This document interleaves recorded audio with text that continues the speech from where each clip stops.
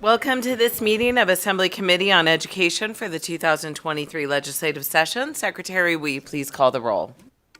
Assemblywoman Anderson, Assemblyman De Silva, Assemblywoman Hanson, Assemblywoman Hardy, Assemblyman Koenig, Assemblywoman LaRue Hatch, Assemblyman MacArthur, Assemblywoman Mosca, Assemblywoman Taylor, Assemblywoman Thomas, Assemblywoman Torres, Chair Bilbray Axelrod. Here, and we do have a quorum. Please mark Assemblywoman Hardy, Hanson, MacArthur present when they arrive. All right, well, thank you. Thank you for being here. Thank you to everyone in Carson City, anybody who might be in Las Vegas, and those of you watching us on the YouTube channel. Just as a reminder, go ahead and take this time to silence your devices so nothing goes off during our meeting. And if you wish to testify, please sign in at the table by the door. Provide a business card to our committee secretary. When testifying, please turn on your microphone, clearly state and spell your name, any affiliation you might have for the record, and then turn the microphone off each time you're done speaking. We do ask that you provide handouts for members of the public. We expect courtesy and respect in our interactions. We don't always agree, but we can still be nice to each other. Committee members will be using their laptops to view handouts and other documents. Please don't view this as a sign of inattention or disrespect. Finally, please note that we'll limit testimony. We're at that time of year where everything goes pretty fast, 20-minute windows. We'll take 20 minutes of support, 20 minutes in opposition, 20 minutes in neutral. With that, let's get started. Today, we're going to hear a presentation and two bills. We'll begin with the presentation from Communities and Schools of Nevada. Then we'll hear Senate Bill 80 and Senate Bill 196. I'll now open the presentation for Communities and Schools of Nevada, which will provide an overview of integrated student supports. To present this measure, we have Tammy Hans-Lair, Chief Executive Officer and State Director, and Alex Bybee, Chief Strategy Officer. And you also have one of your site coordinators. So we're very excited. Please go ahead and when you're ready. Thanks. Good afternoon. Thank you, Madam Chair and members of the committee. It's an honor to be here. I'm Tammy Hans-Lair, TAMIHANCE-LEHR, CEO and State Director for Communities and Schools of Nevada. And good afternoon, Madam Chair and members of the committee. For the record, I'm Alex Bybee, ALEXBYBEE, and I serve as the Chief Strategy Officer for Communities and Schools of Nevada. Good afternoon, Madam Chair and members of the committee. For the record, my name is Eloisa, ELOISA, GARCIA, and I serve as the Site Coordinator for Communities and Schools of Nevada at Tom Williams Elementary School.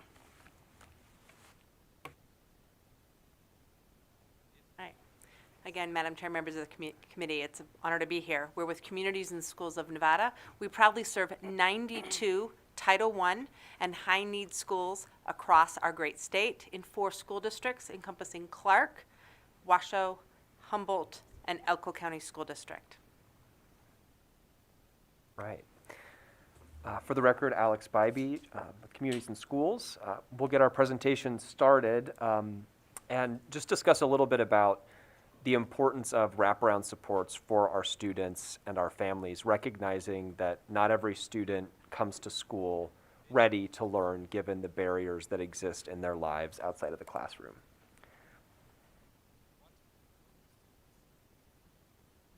I'm having technical difficulties. There we go. There we go. So a staggering number that is no surprise to this committee, but certainly for some members of the public to be reminded of, is that 9 in 10 of Nevada's schools are Title I eligible, meaning that 40% or more of the student population enrolled in that school building is eligible for free and reduced price lunch. And there are barriers to access for necessary supports and services that cause systemic issues to persist for families, from housing and healthcare to education and criminal justice. And we know that communities of color and low-income families disproportionately experience the inequities within our public education system. The cause of this is, of course, a lack of resource availability generally in public education, but also in systems for health and human services, the other component that we wrap our students and families in support with. And so it's really about both of those systems lacking sufficient resources to meet the needs of kids and families, and also households, as is stated in the second paragraph.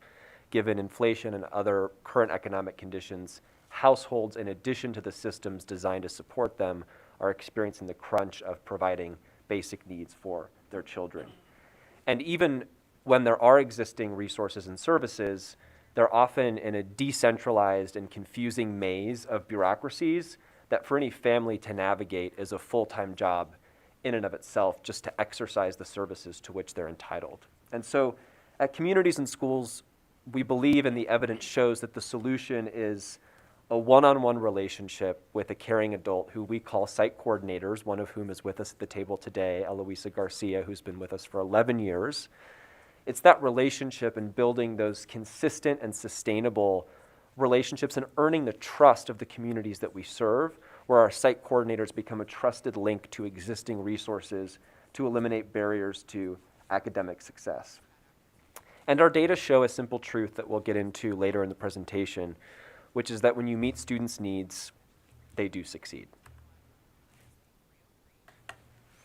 So across the Nevada, we serve 92 schools. We've been in our state for 19 years. Proudly still in the school that we started, Martinez Elementary, located in southern Nevada. We are a statewide organization. You will often hear us say that we should be in every Title I or high needs school across Nevada. So we'll talk a little bit about as we do our presentation. We are part of a national organization. Our national organization is in 26 states and the District of Columbia. Nationally, we serve about 1.6 million students. Proudly, we are the 5th largest office of that national organization. I also should mention that every dollar that we raise here in Nevada stays here in Nevada. Our national organization fundraises for themselves, and therefore we don't have to give them any additional dollars, which I think is important to note. We also proudly have 174 full-time employees across the state, because every time we put a site coordinator in a building, that is a full-time, well-trained position, and so they continue to work, as Eloisa will show you, in our schools today.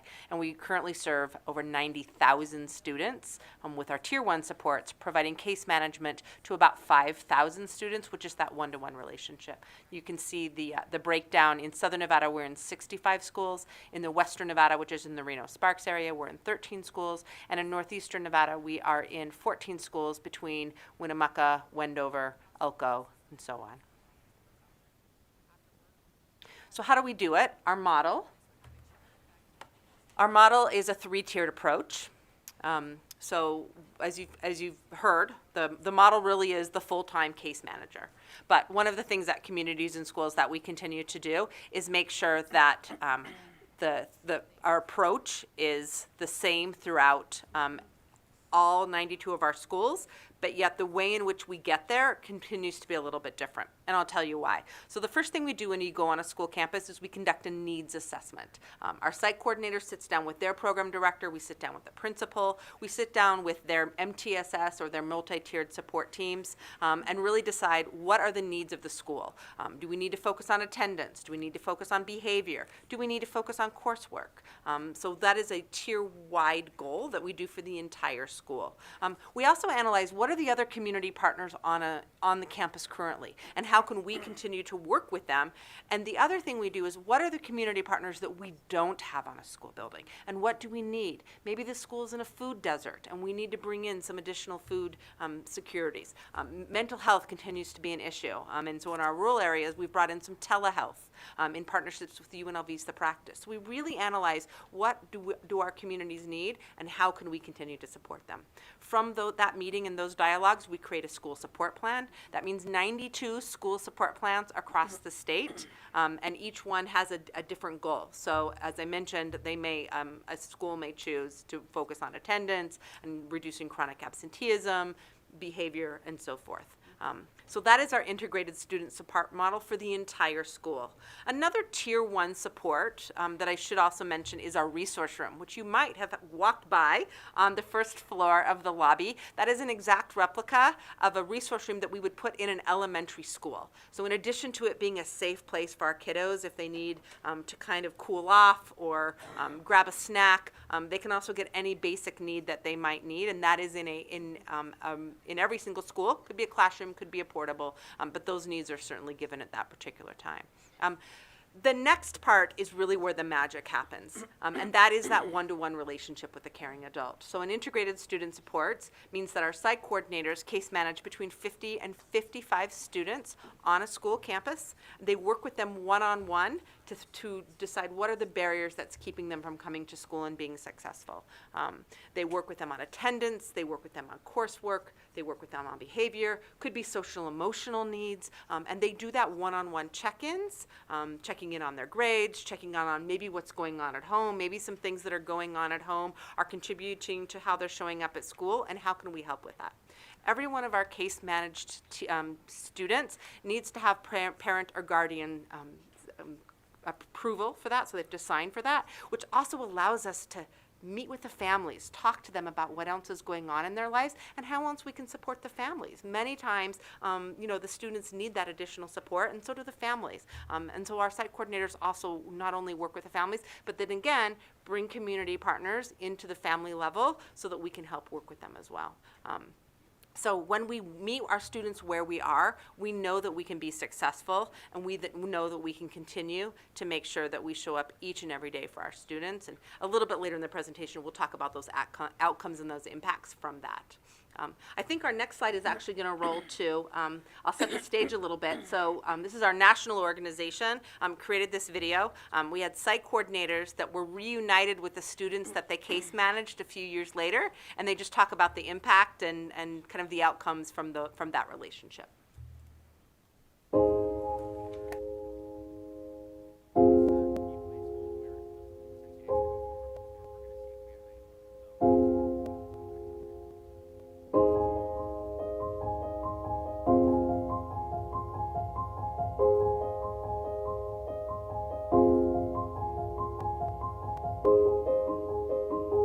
When did you realize that everything would be okay for you? Ooh, I like that question.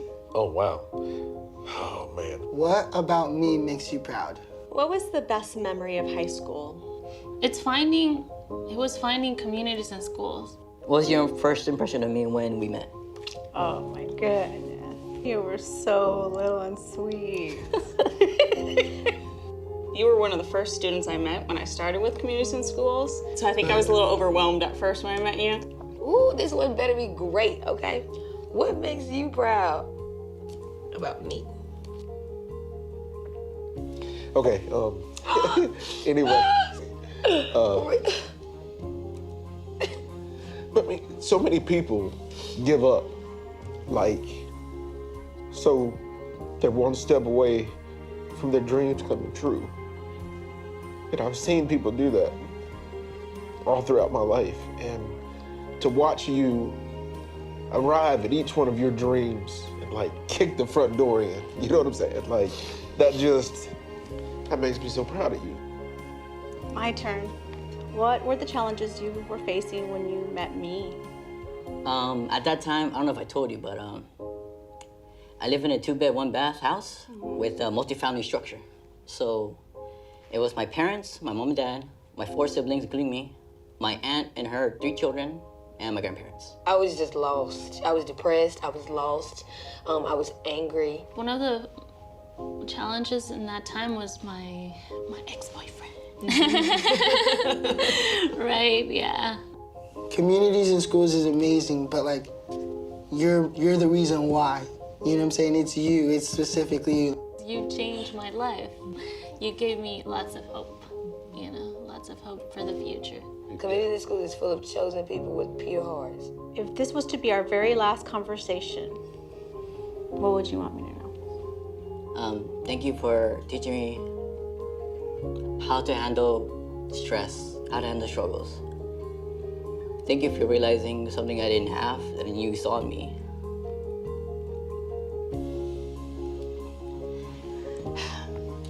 Thank you for being there. Thank you for everything. To actually go to college and know that I could do it and be somebody in this world, like there's actually nobody ever that's been there for me, like consistently, you know, and I would honestly have to say thank you, you know, and I love you so much.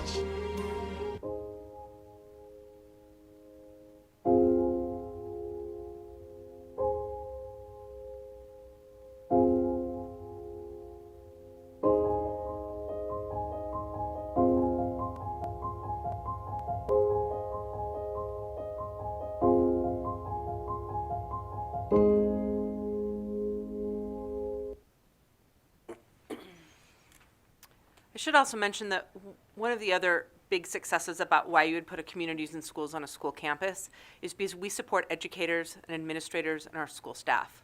We know our educators and our administrators can't do this work alone. And so when you put a communities and schools on a campus, you're able to have our teachers and our administrators, have students come to the resource room. And so we can solve all of those barriers for them and allow our teachers to focus on educating. That's what's so important. The other thing is we cannot do this work alone.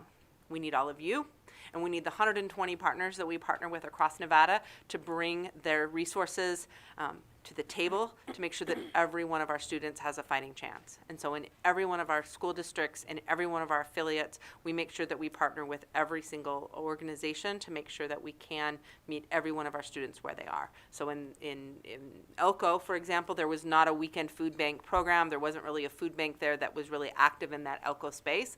So we created the program and do our own weekend food bags. Obviously in Southern Nevada, we would partner with 3 Square and do that with them. So we never want to duplicate services, but I can tell you if there isn't a service that and then we need it, it is definitely something that we will work towards to make sure that we can partner with every one of our partners. Thank you, Tammy. And for the record, Alex Bybee, Communities and Schools. One of the important things for us at Communities and Schools nationally, and particularly when we're appearing before a policymaking body, is we want to be sure that we're citing our evidence base and we're talking about the independent evaluations that have been done on the efficacy of the model, so that it's not just a bunch of folks who see the impact and know the good work, but that we have people coming in to do oversight and accountability for the work that we do. So every 3 years we go through a rigorous reaccreditation process with our national network, where we have to meet certain program standards and outcomes to maintain our status as an affiliate of Communities and Schools. And we also, our national organization hires independent evaluators every 5 or 7 years to come in and do an independent evaluation of both our Tier 1 school-wide supports and those impacts, but also the Tier 3 case management supports and how those 2 different interventions are supporting student success. We also are the only evidence-based provider of wraparound supports in the state of Nevada as registered with the Department of Education, and we meet all 4 tiers of evidence under the federal Every Student Succeeds Act, which move towards encouraging school systems to encourage evidence-based programs for the investment of public dollars.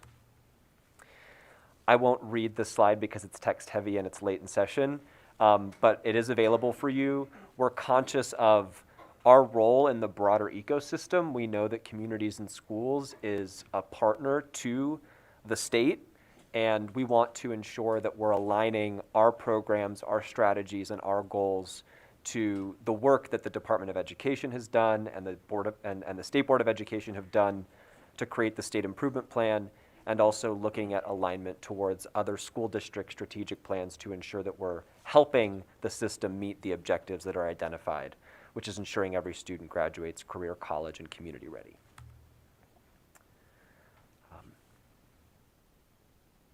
This is a little bit of our data and our impact.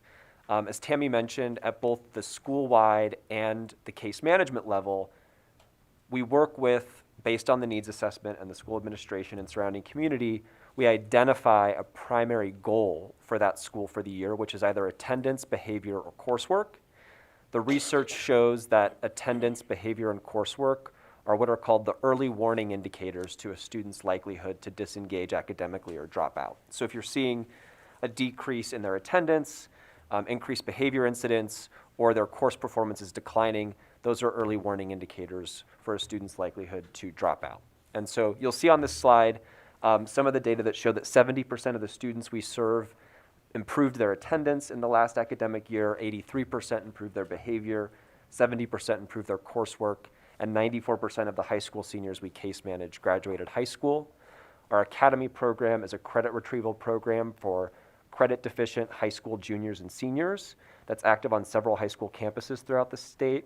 That's taught by a licensed educator. Communities and Schools buys their prep buyout, and they teach that class on our behalf. And all the students in that class are also case managed by a site coordinator. So we're surging supports and resources to our students who have fallen behind in their juniors and senior years to get them across the finish line. 97% of those students who were not on track to graduate when they started our program, 97% went on to graduate in the last academic year. Again, as we're thinking about alignment to federal and state policy, the U.S. Department of Education in their COVID-19 reopening handbook named Communities and Schools as an evidence-based provider of integrated student supports that state education agencies and school districts and state legislatures should consider when allocating federal relief funds. In the 2017 session, the legislature passed AB 275, which required the establishment of a statewide framework for integrated student supports, of which we are the only statewide provider helping to implement those plans. And in the 2019-2021 interim, as well as the 2021-2023 interim, the Legislative Committee on Education voted unanimously in both interim sessions to provide funding for wraparound supports should that funding become available. And given the disruptions to learning that the closure of school buildings caused and the subsequent disengagement academically of so many of our students and the ongoing mental health crisis, we're seeing at Communities and Schools an increased demand for services, both at the Tier 1 school-wide level and also at the Tier 3 level, more students expressing a need for case management and support. So Tammy is going to close us out, and then we'll turn it over to Eloisa to offer some remarks from a site coordinator's perspective. Again, Tammy Hensler, Communities and Schools, for the record. It is our goal to fulfill our promise to every student in Nevada. We currently are in 1 in 5 Title I or high need schools across the state. You'll often hear us say that we should be in every Title I school. Currently, right now, there are 400 Title I served schools across the state. So we still have a long way to go.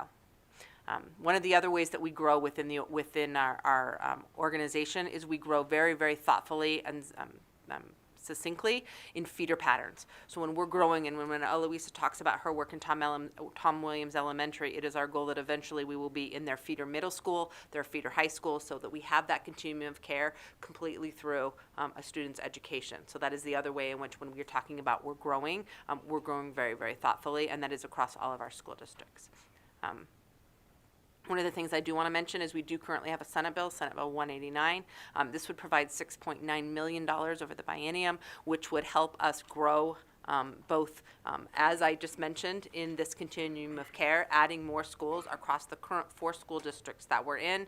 It is our commitment to the state of Nevada that we would also add another school district, and we would want to work with our legislators and our school districts and the Nevada Department of Education to decide which school district that would be. And we also want to deepen the impact in our current schools. A lot of our schools have over 1,000 students with one site coordinator, and so case managing 55 isn't always, more than 55 isn't always obtainable, and so adding additional site coordinators to those school campuses would also help us make sure that every student has access to 6-aid. So we humbly ask you to vote yes on Senate Bill 189, and with that, I turn it over to my esteemed colleague, Eloisa Garcia. Good afternoon, Madam Chair and members of the committee. For the record, my name is Eloisa Garcia, and I serve as a site coordinator for Communities and Schools of Nevada at Tom Williams Elementary School. I've been with CIS now for 11 years. I've been part of the inaugural CIS Speaks cohort, which is an opportunity for a site coordinator like me, an alumni, to receive training in a cohort of our peers on policy advocacy, public speaking, media skills. I applied and was selected based on my commitment to the CIS mission and my desire to support CIS of Nevada priorities with elected officials and with our media partners. This is my story. Be the adult you needed when you were a kid. Be the adult you needed when you were a kid is a quote I live by When I first heard these words, it changed my perspective on life and on the work I do. It made me realize the opportunity I have to serve others in need. I know firsthand how it feels not to have your basic needs met at home and try to function at the school as if everything's okay. From worrying if the utility bill and rent were paid to constantly thinking about where my next meal is coming from. These stressors affected my personal well-being and ability to be fully present in school. All of these realities about my basic needs, including food, shelter, and on top of the expectations to have school supplies in my backpack, turn homework in on time, learn and participate in class, and pass tests, left me feeling anxious, stressed, hungry, and cold while at school. Now as a site coordinator, I get to be the adult I wish I had as a kid. For our kids, working at communities and schools has allowed me to serve my community and to be a caring presence to kids who face struggles similar to the ones I experienced while in school. When students have a caring adult and their basic needs are met, they are likely to report strong social emotional well-being, avoid risky behaviors, and achieve better academic outcomes. That's a win for them, and that's a win for all of us. As a site coordinator, I help both the student and their families. I try to provide community of support for them. I strongly believe it takes a village to raise a child, and I try to build that village at Tom Williams Elementary School. And I surround my community of all our students, particularly those in need. Helping families meet their basic needs such as food, housing, healthcare means less stress, which allows them to provide the critical support that children need to grow into a healthy adult, their love, their time, and their attention. Thank you for listening to my story, and thank you for the work you do every day for Nevada students. Tammy Hensler, again for the record. Thank you, Eloisa, for that. Madam Chair, members of committee, thank you so much for allowing us to present today. We'll take any questions. Thank you. Members, do you have questions? Assemblyman De Silva. Thank you, Madam Chair. And thank you again for your great presentation. And Ms. Garcia, it's good to see you. Ms. Garcia was taught with my mom at Tom Williams when my mom was at Tom Williams before moving on to Marion Kalen Elementary. So as a teacher myself at Rancho, which has a communities and schools program very thriving, when I know about the awesome services you provide and the great resource you are for our young people. But my question is this: how would one go about partnering with communities and schools? I know you had a pretty avid list of organizations that you work with. So if there's any other organizations in the community or even outside of the state that would want to partner with communities and schools, what's the process for that? Tammy Hensler, for the record, thank you, Assemblyman, for the question. So partnering with us is pretty easy. We have in Southern Nevada, we have an executive director, Debbie Palacios, who runs our Southern Nevada operation. And so we can follow up and give you her exact information, but she would be the one to reach out to. One of the things that we do within communities and schools is have a local leader that then runs that runs our organization. So partnering with her would be the very best step, so that we can do a site visit mutually and kind of see the ways in which we can partner. Assemblywoman Mosca. Thank you, Chair, and thank you for this. And with my work, we really care about long-term results and longitudinal outcomes so that our young people can be in these positions of power in the future. So I know you all have some examples, too, if you just share for the record of long-term successes for young people. Thank you, Assemblywoman.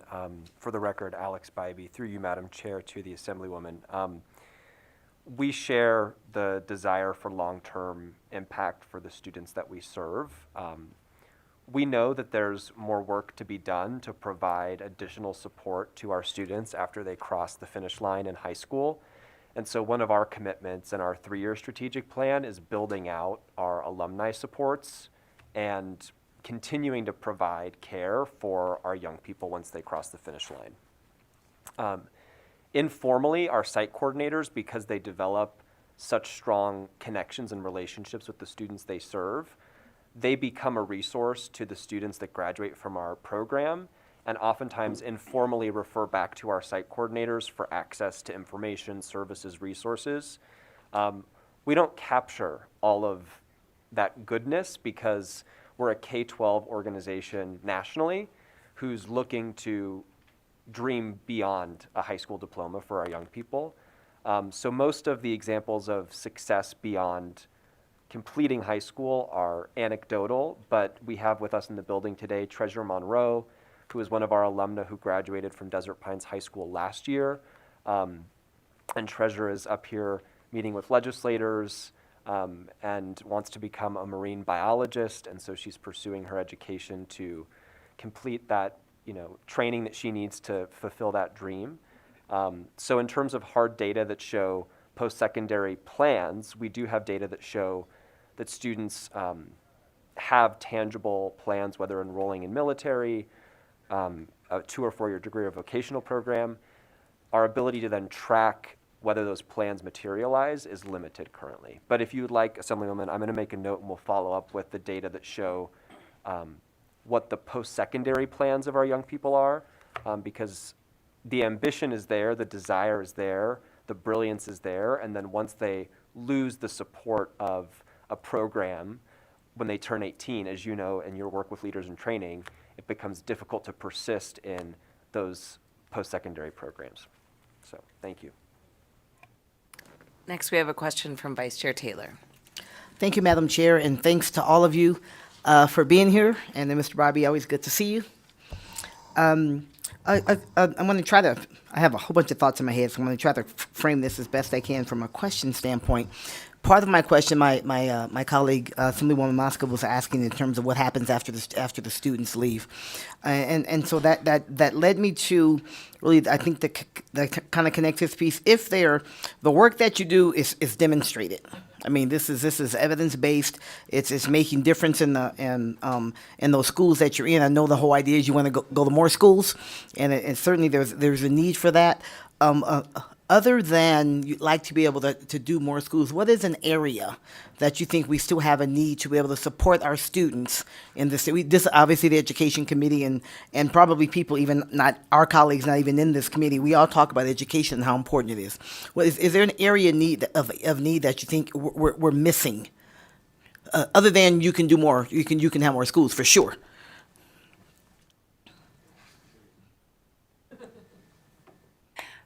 Thank you, Vice Chair, for the question. Through you, Madam Chair, back to you. Tammy Hansler for the record.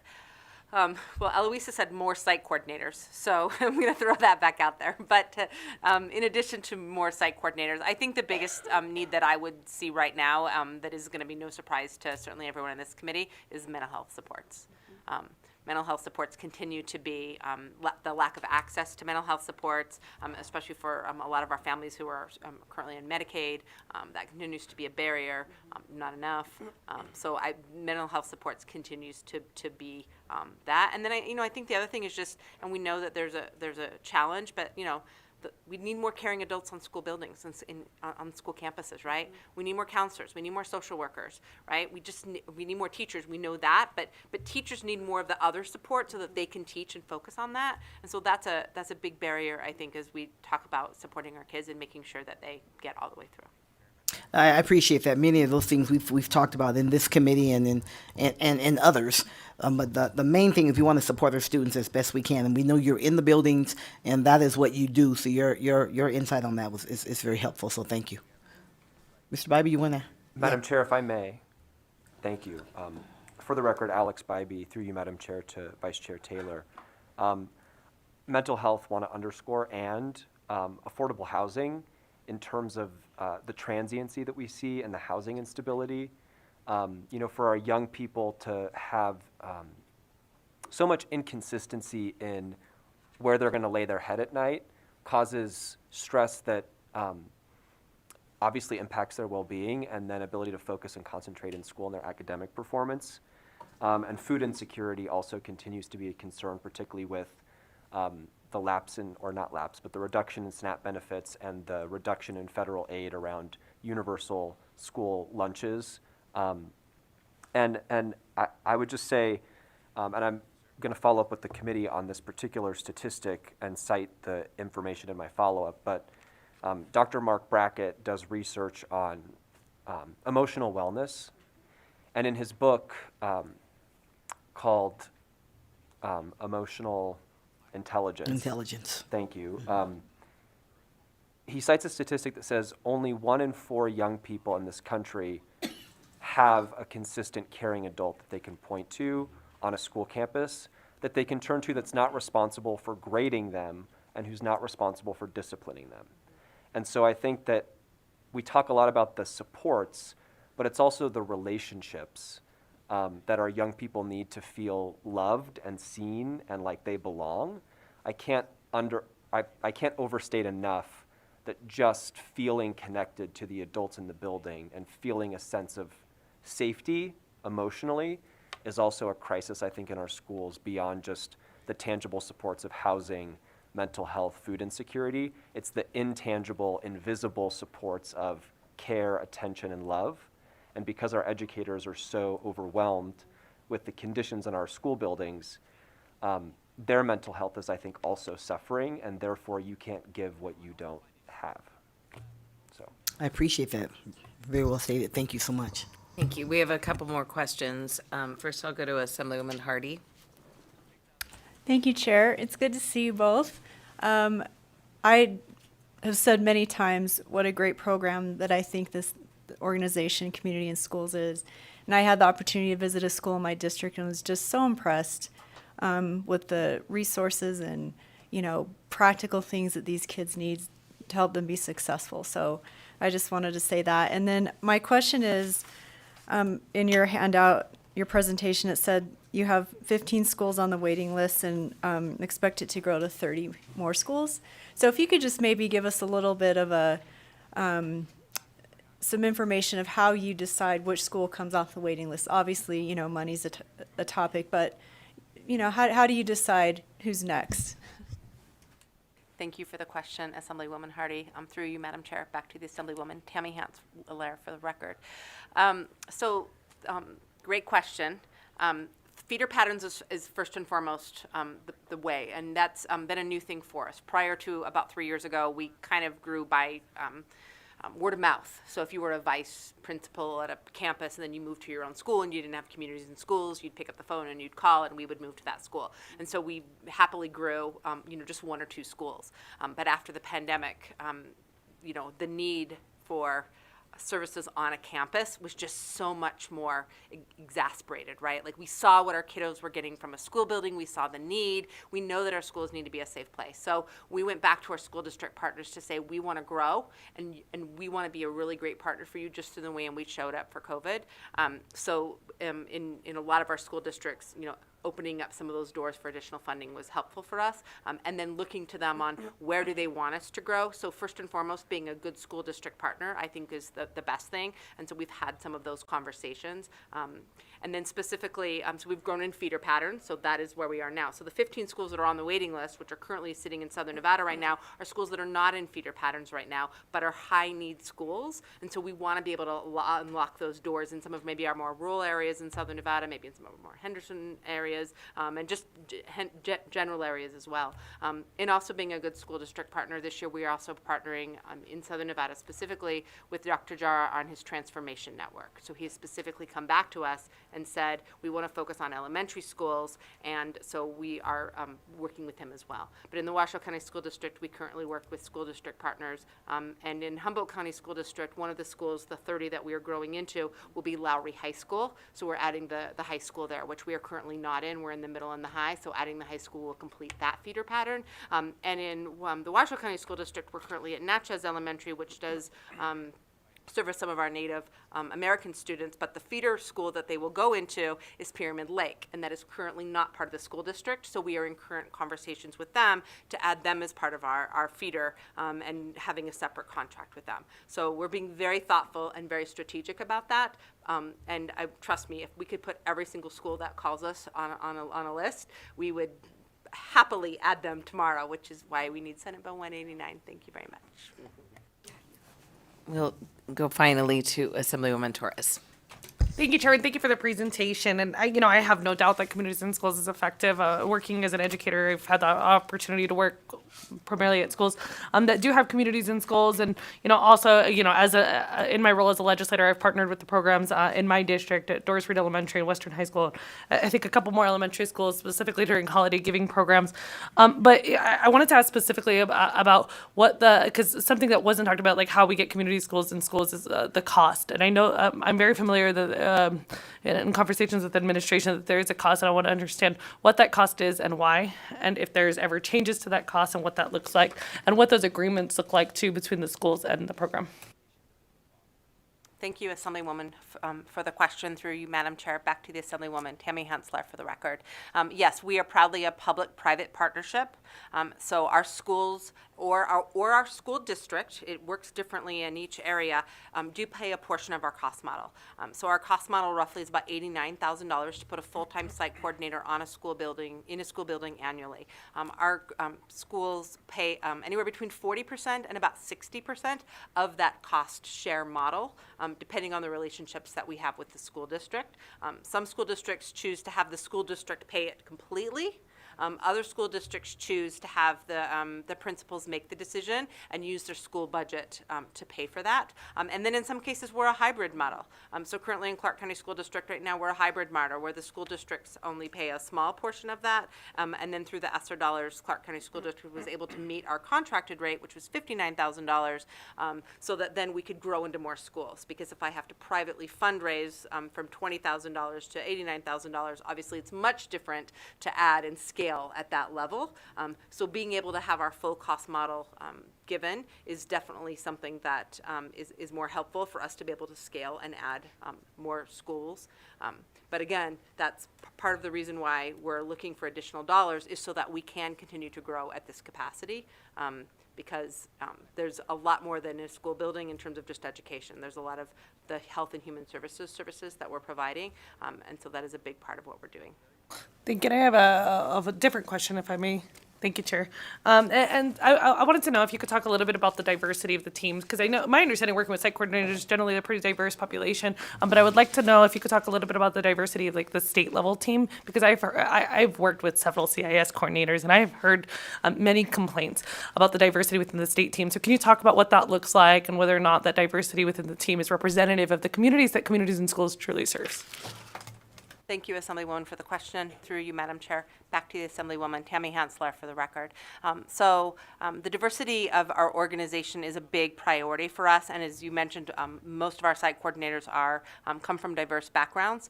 Specifically, we always want to make sure that we are hiring site coordinators that also are working with our students and making sure that they are good role models for our students as well. The state team, when I first started with the organization, I probably started as the CEO in 2019. We were a staff of 7 people. And so I've now tripled the state team in order to make sure that we have the supports needed across the state. And hiring a diverse workforce is certainly important for Communities in Schools. And it is something that we have been working for the past several years in terms of making sure that our directors and our senior leaders do come from diverse populations.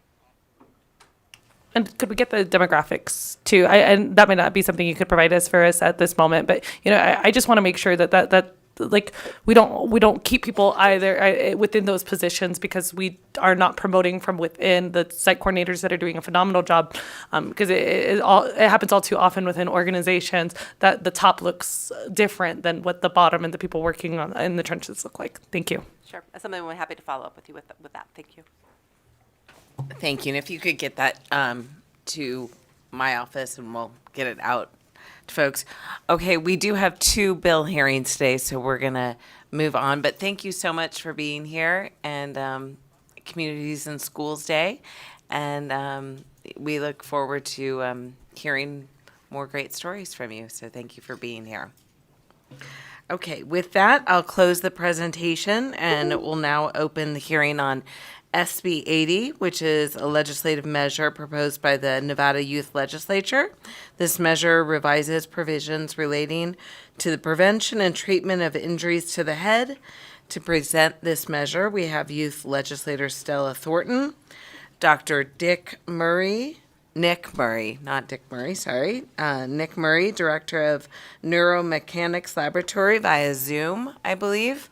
And Frank Sakalarius, the teacher, athletic trainer, HOSA co-advisor at Carson High School. And Adam Hunsicker, teacher, head athletic trainer, also from Carson High School. And before we begin, we'll hear a brief overview of how the Nevada Youth Legislature selected this measure prior to the bill presentation. So please go ahead when you're ready. Good afternoon, members of the Assembly Committee on Education. For the record, I am Tina Ashdown, Program Facilitator for the Nevada Youth Legislature. I'll be referring to it as the NYL from now on. I am nonpartisan staff and cannot advocate for or against any measure. Also here today is Youth Legislator Stella Thornton, representing Senate District 16. She first proposed the education measure, which the NYL selected as their bill to be introduced during the 82nd session of the legislature. I am appearing before you today primarily to share some background information about how the NYL selected this measure as its one statutorily provided bill. In August, youth legislators participate in a comprehensive midterm training on BDR development. They learned about drafting language, germaneness, fiscal impacts, and more. Prior to the September 21st meeting, 19 youth legislators submitted their individual ideas for the NYL's one bill. During that meeting, each youth legislator presented their proposal and answered questions posed by their NYL colleagues. During a vote at the end of the presentations, they narrowed their choices. The top 7 BDR proposals were presented in more depth and discussed by the youth legislators at their October 20th meeting. They narrowed the 7 proposals to the top 2 BDR proposals for further consideration at our November meeting, which included full legislative hearings with expert witnesses for each measure. After comprehensive testimonies and careful Q&A with these witnesses, the NYL selected the concussion protocols BDR proposed by Youth Legislator Thornton. Since the introduction of SB 80, Youth Legislator Thornton has heard from several interested parties who have offered some suggestions for refining the language of the bill. The NYL has not had the opportunity to discuss or vote on anything beyond what is included in SB 80. Therefore, no one from the NYL will be able to take a position on behalf of the NYL on any proposed changes. However, Youth Legislator Thornton can answer questions and share input as an individual youth legislator. It is now my privilege to introduce Youth Legislator Stella Thornton, who will handle the presentation of SB 80. Thank you for your time. Thank you very much, and we'll now move ahead to testimony on the bill. Yeah, all right, here's your folks. Begin when you're ready. Thank you, Chair. Thank you, Chair. For the record, my name is Stella Thornton, Thornton, and I am the Youth Legislator for Senate District 16, and I am excited to present Senate Bill 80, which updates the state's return-to-play policies enacted in 2011 and creates return-to-learn policies for Nevada. This bill will provide clear guidelines and procedures for managing a student's traumatic brain injury, TBI, or concussion. For the record, these glasses pretty rad. Also, because I have sustained a concussion and I need them for the lights and for the stress of the situation. Just wanted to put it out there. I know they're pretty rad, but promise I can still see you. I would also like to say that I'm grateful for the Nevada Youth Legislature and the members who have written testimony. You can pull it up on Nellis for SB 80 today. I also have Adam Hunsaker to my left and Frank Sakalaris to my right, and I have Dr. Nicholas Murray from the University of Nevada, Reno Neuromechanics Lab, who will join us on Zoom afterwards to share their remarks and to answer questions. So the CDC states that concussions and traumatic brain injuries cause approximately 300,000 ER visits every year for youth, and those are only the ones reported. TBIs can cause difficulty in learning and emotionally and behavior problems. Approximately 1 in 5 individuals experience mental health symptoms after concussion or a TBI, as reported by National Institutes of Health study in 2019. If you do not understand how brutal concussions and traumatic brain injuries are, I am here, somehow still alive, to tell you. Not every injury is as prolonged and unhealed as mine. However, I am the example of why all students need this bill. Last September, I was bucked off a horse, thrown in the air, and landed on rocky terrain on my head. The only reason I am here now is because I was luckily wearing a helmet. Not at this time did I think I had a concussion, and if I'm honest, I had barely ever heard of concussions before, nor did I think I would ever suffer one. The next day in school, I couldn't focus. My head felt like a knife was stabbing through it. I felt like I had vertigo. I was nauseous, I had blurry vision, I couldn't concentrate. The lights seemed way too bright, and everything sounded too loud. I felt like I was having a panic attack. My father ended up taking me to the emergency room, and after a CT scan, I was diagnosed with a head injury. They told me I needed total brain rest. I was not allowed to go to school for 2 weeks. I could not be on any screens, and I spent most of my time in a dark room trying to recover.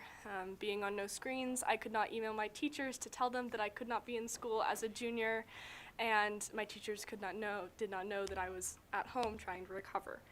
I returned to school about a month after my first TBI. 1 month later, however, I suffered another concussion and was back in the emergency room. I ended up missing school for almost 4 months. At the time, I was taking 5 advanced placed classes and 2 honors classes. I had to drop most of these classes because of the workload. I was also not able to take the ACT as I could not take any standardized testing at that time, and the ACT was mandatory for me to graduate. There was nothing in place to help a student like me, especially with a concussion, transition back into school. In a journal article published by the American Academy of Pediatrics, Dr. Mark E. Halstead writes, "School officials often fail to recognize the need for academic or environmental adjustments appropriate to ease the transition back to the school environment and recovery. I do not blame any of my teachers for their inability to understand or make accommodations for me, simply because most of my teachers had never received training in concussions or had ever received a concussion before. Because of this lack of information, the school administration had no information, education, or direction in which to help me or my family, or any other student who walks through those doors with a concussion. There was no information at the school, however, there was information at the school, however, it was only available to student athletes, not the general student population, who obviously can all sustain a concussion. Luckily, I was fortunate enough to have two very supportive parents who were able to research the best ways to help me with my recovery in school. Unfortunately, there was not enough information for the school personnel to truly understand what was going on and how to handle a student with a brain injury. Every day of my recovery was a fight to get the accommodations I needed to recover and return to school. My brain could not take the overstimulation of school, the fluorescent lights, the loud noises, the pressing crowds. Even today, my symptoms flare in stressful situations. The CDC states that because children's daily lives are centered in school, returning to class after a TBI is a critical transition. Learning, behavioral, and social problems can emerge over time as the school demands increase. Schools play an important role in managing a child's TBI. The more educators know about TBIs, the better they will be able to support students with a TBI in schools. This is why we truly need return to learn and a more comprehensive return to play policies enacted into law. This law will help all students in K-12 with head injuries or concussions on their road to recovery, to returning to learn, and to returning to sports. Nevada's return to play policies were first enacted in 2011 with the passage of Assembly Bill 455, sponsored by Assemblyman Jason Frierson. Return to play policies focused on ensuring the student athletes who had suffered concussions or a head injury were able to return to sports and activities safely. These policies involve a stepwise process of gradually increasing physical activity and monitoring a student athlete's symptoms and progress along the way. Return to play policies are designed to help prevent student athletes from returning to physical activity too soon, such as football or PE, which could lead to a more severe injury or a prolonged recovery period. Return to play policies are focused on ensuring that a student who has suffered a concussion or other head injury is able to return to academic activities such as attending classes, completing coursework, or taking tests. These policies involve a gradual return to learn process in which students are progressively exposed to more challenging cognitive tasks as their symptoms improve. return to play policies also provide guidance to educators and school personnel on how to accommodate academic needs of students who are recovering from a head injury. By adopting return to learn policies, Nevada can ensure that students who have suffered head injuries receive the care and support that they need to be able to recover safely and successfully, while also reducing the risk of any further injuries or complications. Now, with your permission, Chair, I'd like to turn it over to Dr. Murray to talk on SB 80 and the Nevada Interscholastic Activities Association role concerning SB 80. He is on Zoom with us now.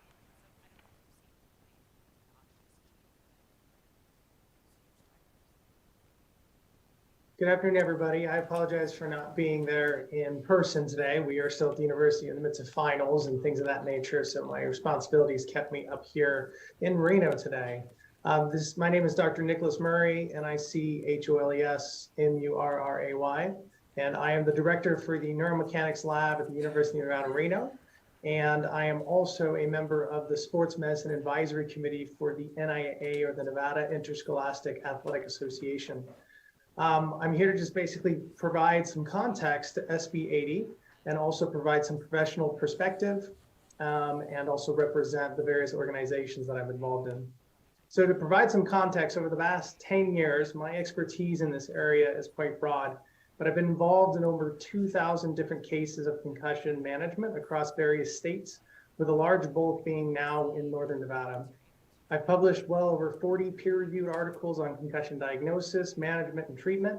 I'm currently funded by the NIH and other organizations to study essentially how do we accurately diagnose concussions and then get our athletes not only back to play, but back to the classroom effectively. I'm the primary author of the updated NIA concussion management guidelines, and depending on what happens with SB 80, we'll be adjusting those here shortly. From the very start, I've been intimately involved with SB 80. Actually, Ms. Thornton, who's amazing, by the way, she has done so much on this process and done such an exceptional job. It's really a credit to her and her hard work. But she was originally one of our patients assessed in our facility. And so from that point on, and over the last 3 years, we've been working with each other in different ways, and I've been intimately involved in helping to draft SB 80 alongside many others who've done an excellent job with that as well.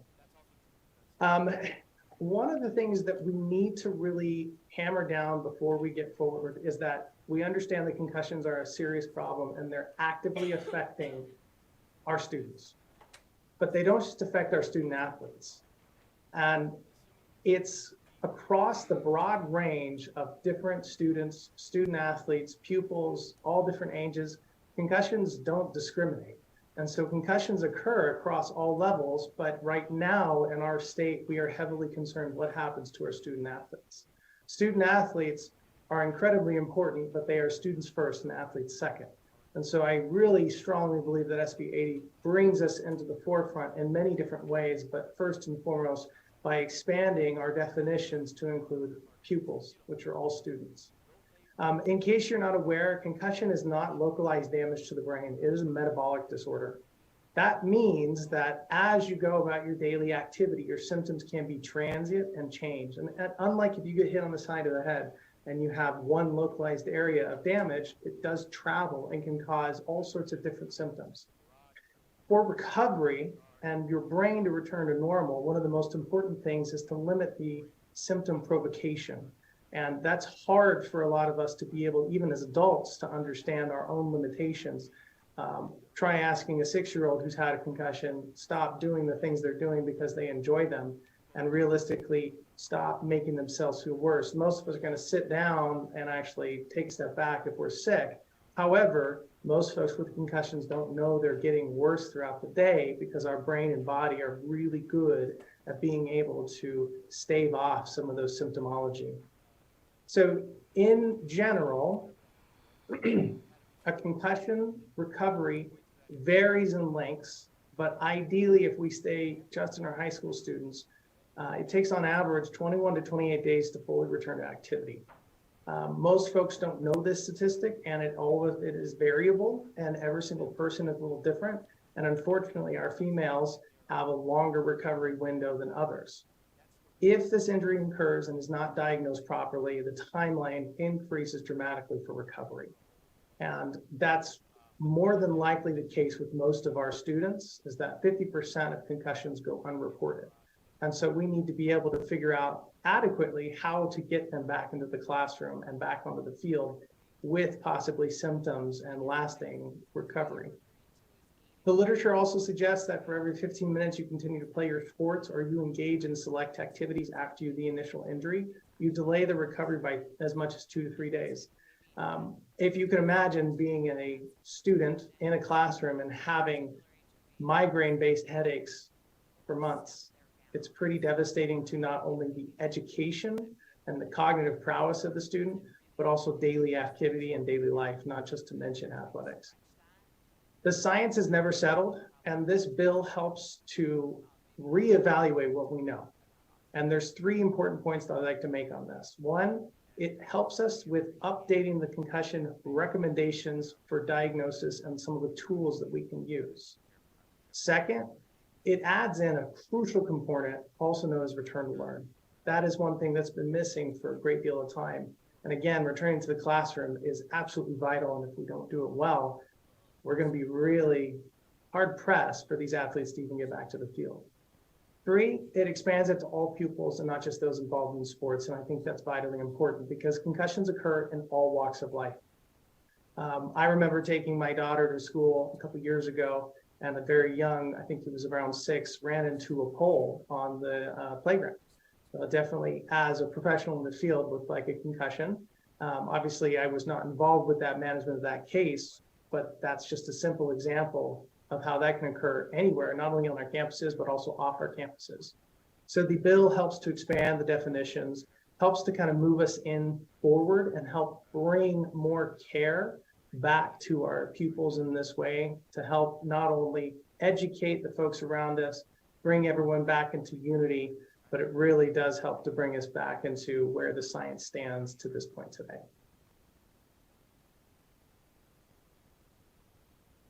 Thank you so much, Dr. Murray. I appreciate it, and I appreciate you coming on Zoom even with presentations and finals and such. Now, Chair, with your permission, I'd like to turn it over to both Adam Hunsaker and Frank Sacalarios to have a couple comments on this bill.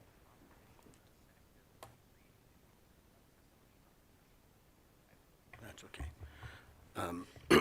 Excuse me. For the record, Frank Sacalarios, Frank Sakelarios.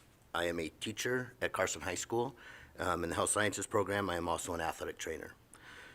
Assemblyman Bilbray Axelrod, members of the committee, thank you for allowing me to offer my support on behalf of Senate Bill 80. In my experience as an athletic trainer in the state of Nevada since 1994, I have witnessed and been a part of concussion protocols from the time when we just put athletes and students right back into normal activities, to the passage of the concussion bill with its return to play guidelines for our athletes, and now this natural and great progression to the return to learn guidelines. As both an athletic trainer and teacher, I have seen the effects of my students' grades and performance in the classroom after their head injuries. I will also tell you, as a survivor of a traumatic brain injury myself, I fully understand some of the struggles that these students have to deal with on a daily basis. I can only imagine what our students are dealing with in their healing processes, as well as the development of their brains during this crucial time. Recovery from traumatic brain injuries is a long-term process that takes many months and years before the brain is fully healed.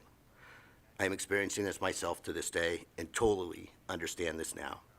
I believe as a teacher and a survivor that a return to learn policy would be beneficial for all of our students, not just our athletes, regardless of their age or activity level. Much like the current return to play policy for our athletes, there needs to be a return to learn policy for our students in the state of Nevada. We have to remember that it is our job to protect all of our students in the state of Nevada, not just our athletes. As a teacher, I will say, will this add an extra duty to what I already do? Yes. Is it totally worth it for me and the long-term health, wellness, and healing of our children to add this extra work? 100%, absolutely. We have to remember that as educators, it is our job to not only educate our students, but advocate for what is right and best for them and their future. And that is why I am here to give my support for Senate Bill 80. I feel that this is what the return to learn policy will do for all of our students in the state of Nevada, and put my support totally behind this bill. Thank you. For the record, my name is Adam Hunsaker, Adamhunsaker. Thank you, Madam Chair, and the committee for the chance to speak today. Again, my name is Adam Hunsaker. I am the head athletic trainer at Carson High School, where I am also a science teacher. I am also here in support of SB 80. As an athletic trainer for the last 10 years, I have dealt with dozens of athletes as they recover from concussions. The return to play process has always focused on returning the athlete to the athletic field through modified rest and a gradual return to physical activity while monitoring their symptoms and other physical and cognitive factors. This process has evolved over the years and I believe is good at making sure athletes don't compete in sports until they are ready. However, one frustration I have had is that at no point in the concussion protocol are we given clear instructions on what to do with students who have suffered a head injury with regards to their schoolwork as they return to the classroom. Concussion protocols typically are only applied to those students who are participating in school-sanctioned sports. Head injuries, however, can happen to any student, and they need help as well. There is no defined return-to-learn plan that would help students recover from a brain injury currently. As an athletic trainer, I have in the past had to advocate personally for students with concussions who are struggling with academics post-concussion to individual teachers. The response from those teachers has been varied, from complete understanding and a willingness to help to being completely ignored because in their opinion the student seems fine. This misunderstanding of what a concussion or head injury is can make it very difficult for students trying to recover from these injuries. What they need is time. Concussions slow a number of cognitive processes that make it difficult for a student to perform in school, especially when you factor in that they are still in varying stages of brain development from K to 12. What they need is a standardized plan that would provide that time and other accommodations that would help them not fall so far behind academically. This plan also needs to be able to be implemented quickly. SB 80 would provide that plan and would benefit all students in the state of Nevada. When a student comes to school with a cast or on crutches or in a wheelchair, even if it is a temporary condition, they are given immediate accommodations to have extra time between classes, possibly access to elevators, and preferred seating in classrooms so that they can still be successful while they recover from their injury. Concussions are unseen injuries that also need immediate accommodations. These would be things like reduced workload on assignments, rescheduling of tests and exams, extended due dates, to name a few. Many of the same accommodations that we see in a standard IEP or 504. However, in the case of students with brain injuries, these accommodations need to be implemented quickly, much more quickly than the standard IEP or 504 process takes.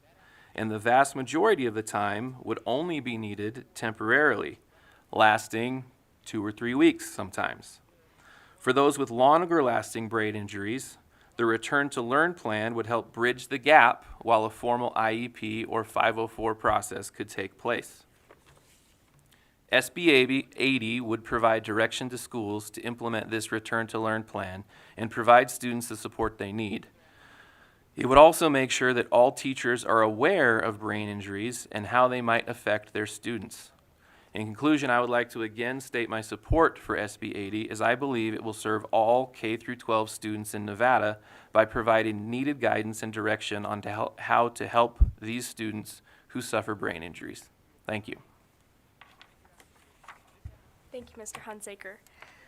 Chair, in working with stakeholders, there were some proposed changes to the bill. I've submitted an amendment to the committee that reflects those changes, and I will go over a few key points of the amendment after I walk you through the bill. So, if we all want to have our bills out, Section 2 provides a definition of the term provider of health care. Sections 3 through 6 of the bill specify the requirements of the return to learn and return to play policies that are being created. Specifically, Section 3 requires pupils to be evaluated before engaging in interscholastic activities or events and specifies the kinds of evidence-based tests required to be used as part of such an evaluation. Section 4 details the requirements of the policy for what happens after a pupil either sustains or is suspected of having sustained an injury to the head while participating in an interscholastic activity or event. Section 5 establishes the requirements for the policy concerning the steps the pupil must go through before they can return to play or return to learn. Section 6 is new language that details the steps and protocol for RTL and RTP. Subsection 1 details the steps for return to learn, while subsection 2 details the steps and protocol for return to play. Section 7 amends a section of existing law, NRS 385B-080, the current return to play policy and law. It requires the NIAA to adopt regulations that are consistent with the requirements in the bill. It also requires the NIAA to create a brochure concerning the prevention and treatment of injuries to the head, which includes certain additional information that would be provided to a pupil who is either sustained or suspected to have sustained an injury to the head. I do want to clarify the term brochure. This is not a trifold paper. My understanding from legal is that this is a term of art. The brochure does not have to be a physical piece of paper. It can also be tangible policies, which can also, as in this bill says, be posted on a website.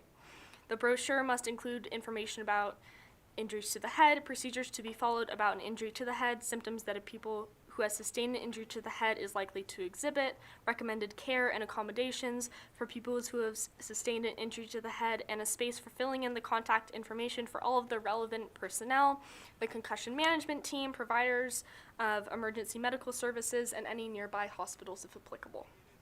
Section 8 of the bill amends NRS 392.452 and requires the Board of Trustees of each school district, the governing body of each charter school, and the governing body of each university school for profoundly gifted pupils to adopt return to learn and return to play policies that are similar to the NIAA policies, as well as required training regarding the prevention and treatment of concussions. Schools are required to post their policy and brochure on the internet websites, as I recently stated. And then Section 9 enacts similar provisions for private schools. And I do want to clarify some confusion around Section 9. This is the penalty provision that applies just to a private school's willful failure to comply with any provision of state law regarding private schools. It is my understanding that in this chapter of NRS, willful failure is a gross misdemeanor, and SB 80 reduces the penalty in this specific chapter to a misdemeanor. And to reiterate again, this only applies to private schools. Section 10 requires each youth organization that sanctions or sponsors competitive sports to adopt similar policies to the NIAA provisions. And then to quickly go over a couple key points on the conceptual amendment that I submitted. Some general changes to the bill is that if the school does not have a nurse or athletic trainer, that the athletic trainer who is trained in the management of concussions and testing concussions can instead evaluate the pupil. The athletic director, my bad. And then add to the definition of provider of health to add occupational therapists. And then down in Section 5, Sub 1, just a couple clarifications on where students will go, and depending on who the student first sees, if it's the school nurse or if it's the athletic trainer, etc. And now, Chair, I'd like to welcome questions from the committee and for the presenters concerning SB 80. Thank you for the presentation. We do have a number of questions, so I will start with Assemblywoman Anderson. Thank you, Chair, and thank you, Student Legislator Thornton. You did an excellent job, and I'm happy to see you with the very cool glasses, but more importantly, doing well. I have a few questions regarding, one has to do with the amendment, and then one has to do with a little bit later in the bill. Which would you like me to start off with? Youth Legislator Stella Thornton, for the record, thank you for your questions. If you could please start off with the question in the bill first. Great. Thank you so much for that clarification. It'd be on page 11. It has to do with section, let me see what section that is. Section 8.8. It has to do with the fact that each administrator, teacher, counselor, or other employee of a public school who is likely to encounter a pupil who has sustained or is suspected of having sustained an injury, yada, yada, yada, gets to go through the training. Based upon the information you've just given, it sounds like that's every single employer. or employee of a school district. And yet when I take a look at the funding, there has not been any funding. So do you believe that there should be training for these individuals that are paid for? Or do you believe that that is a voluntary item that the employees should have to do?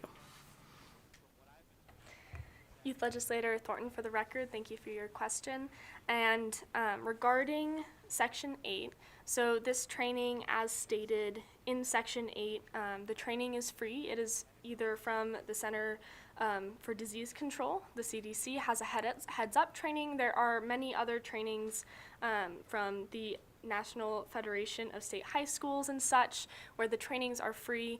Just like how any employee might encounter, let's say somebody accidentally bled on the floor of the high school, right? Bled on the floor of the middle school, and each administrator takes the bloodborne pathogen training every year. Although it may become tedious, and I know as a teacher you've seen it many times, however, it is still definitely very necessary, and that is the same with this concussion training, is that it is free, and that having every employee take it makes sure that all students, no matter their walks of life, no matter if they have parents who can support them or if they are a student athlete, and make sure they are all treated equally and fairly, and that their health and well-being is prioritized.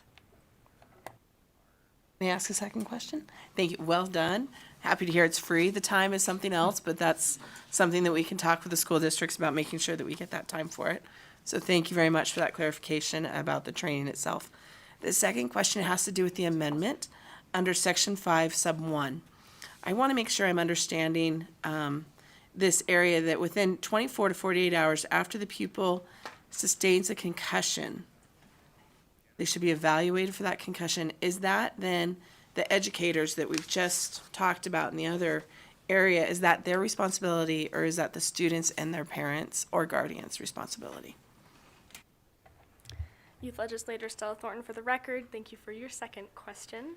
And this, within the 24 to 48 hours, is the recommended time for a pupil to, if they think they have sustained a concussion, to be evaluated. The 24 to 48 hours, which is, like I said, it's an amendment for the bill, is to make sure that if a student receives a concussion outside of school, that they and their parents can make sure that they can go to an emergency room. If they do not have the capabilities to do that, that 24 to 48 hours may coincide with the school week, of which then they may be able to be evaluated by a trained professional on concussions, like a school nurse or athletic trainer. To clarify, teachers, I am not putting extra training like that on teachers. The only training that administrations at the school who are not the designated providers of health get is training on how to identify. If they do identify a student with a concussion, then they would, just like if a student was nauseous, they would send them to the school nurse. Just how we don't expect administration to necessarily deal with a student who is sick, we would make sure to send that student to, let's say, the school nurse or the athletic trainer. And if I can, I'd like to have Mr. Hunsaker also add a little bit on that as well. Yeah, it's best practice. Sorry, excuse me, Adam Hunsaker for the record. In concussion management, it's typically best practice to have that evaluation done 24 to 40 hours post blow to the head or a suspected concussion. And so this language just supports that. Again, as Youth Legislator Thornton mentioned, we don't expect, your typical math teacher to be trained in concussion evaluation. There would be someone at the school, whether that be an athletic trainer or a school nurse, that would take care of that part of it.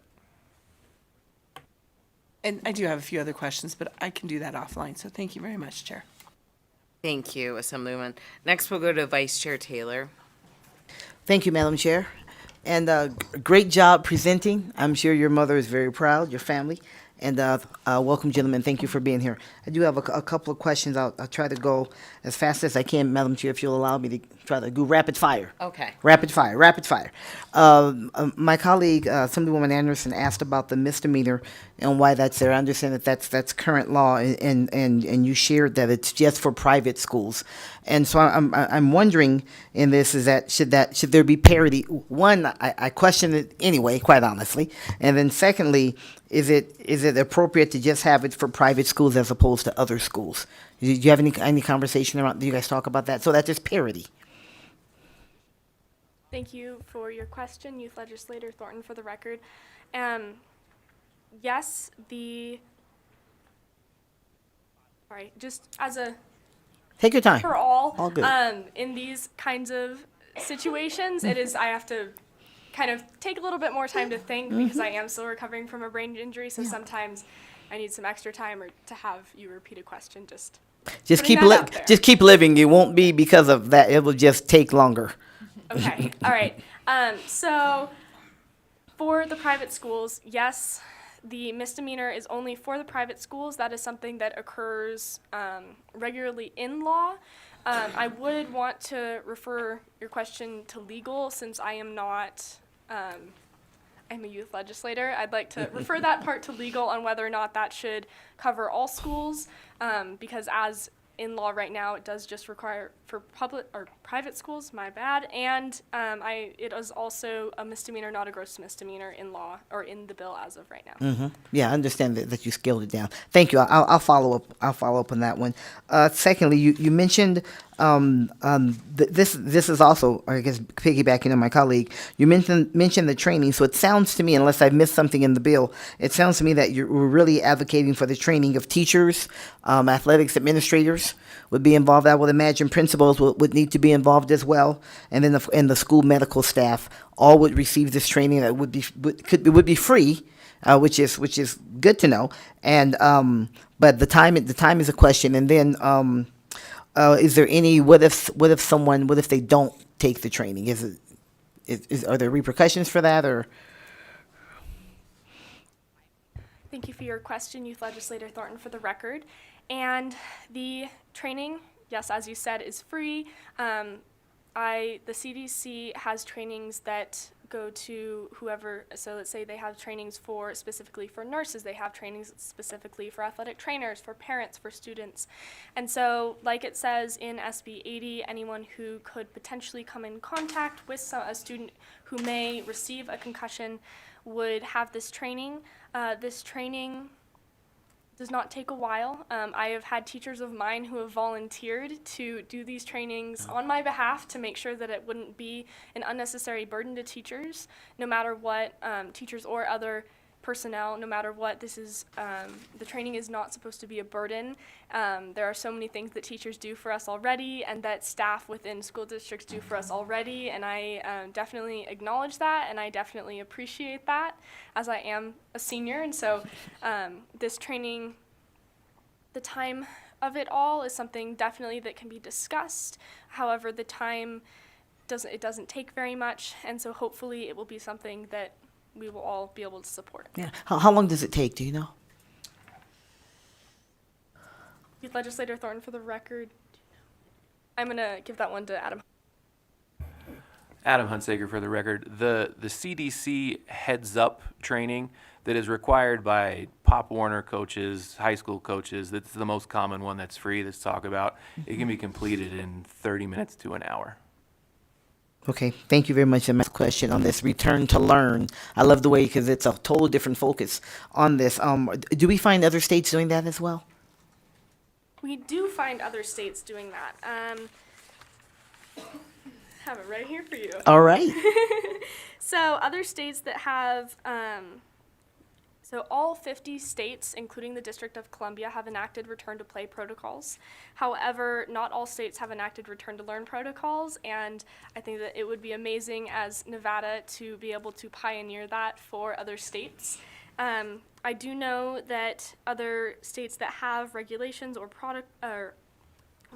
protocols are California, Illinois, Iowa, Massachusetts, Nebraska, New York, Oklahoma, and Vermont, to name a few. And then there are a couple states that are considering return to learn legislation for 2023, such as Kansas, New Jersey, New York, and Rhode Island. Okay, thank you very much. Great job. Thank you, Chair. Thank you. And I'm going to go to Ms. Drozdoff to clarify some stuff from legal, some of the questions.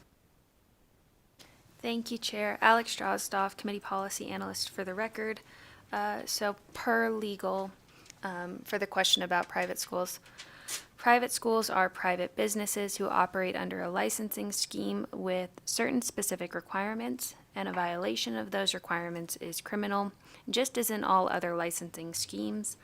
In this case, it is a gross misdemeanor per NRS 394610.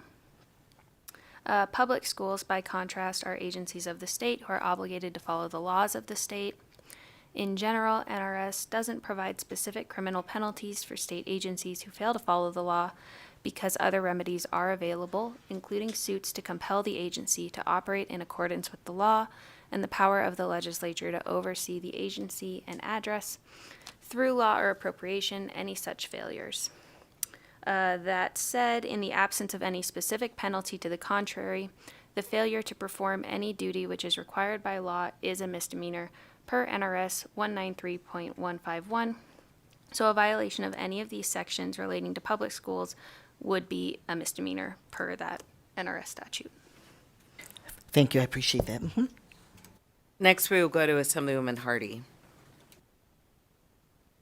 Thank you, Chair, and thank you, Ms. Thornton, for being here. I'm sure you had a great experience being a youth legislator, and now you get to be in the adult legislature presenting a bill.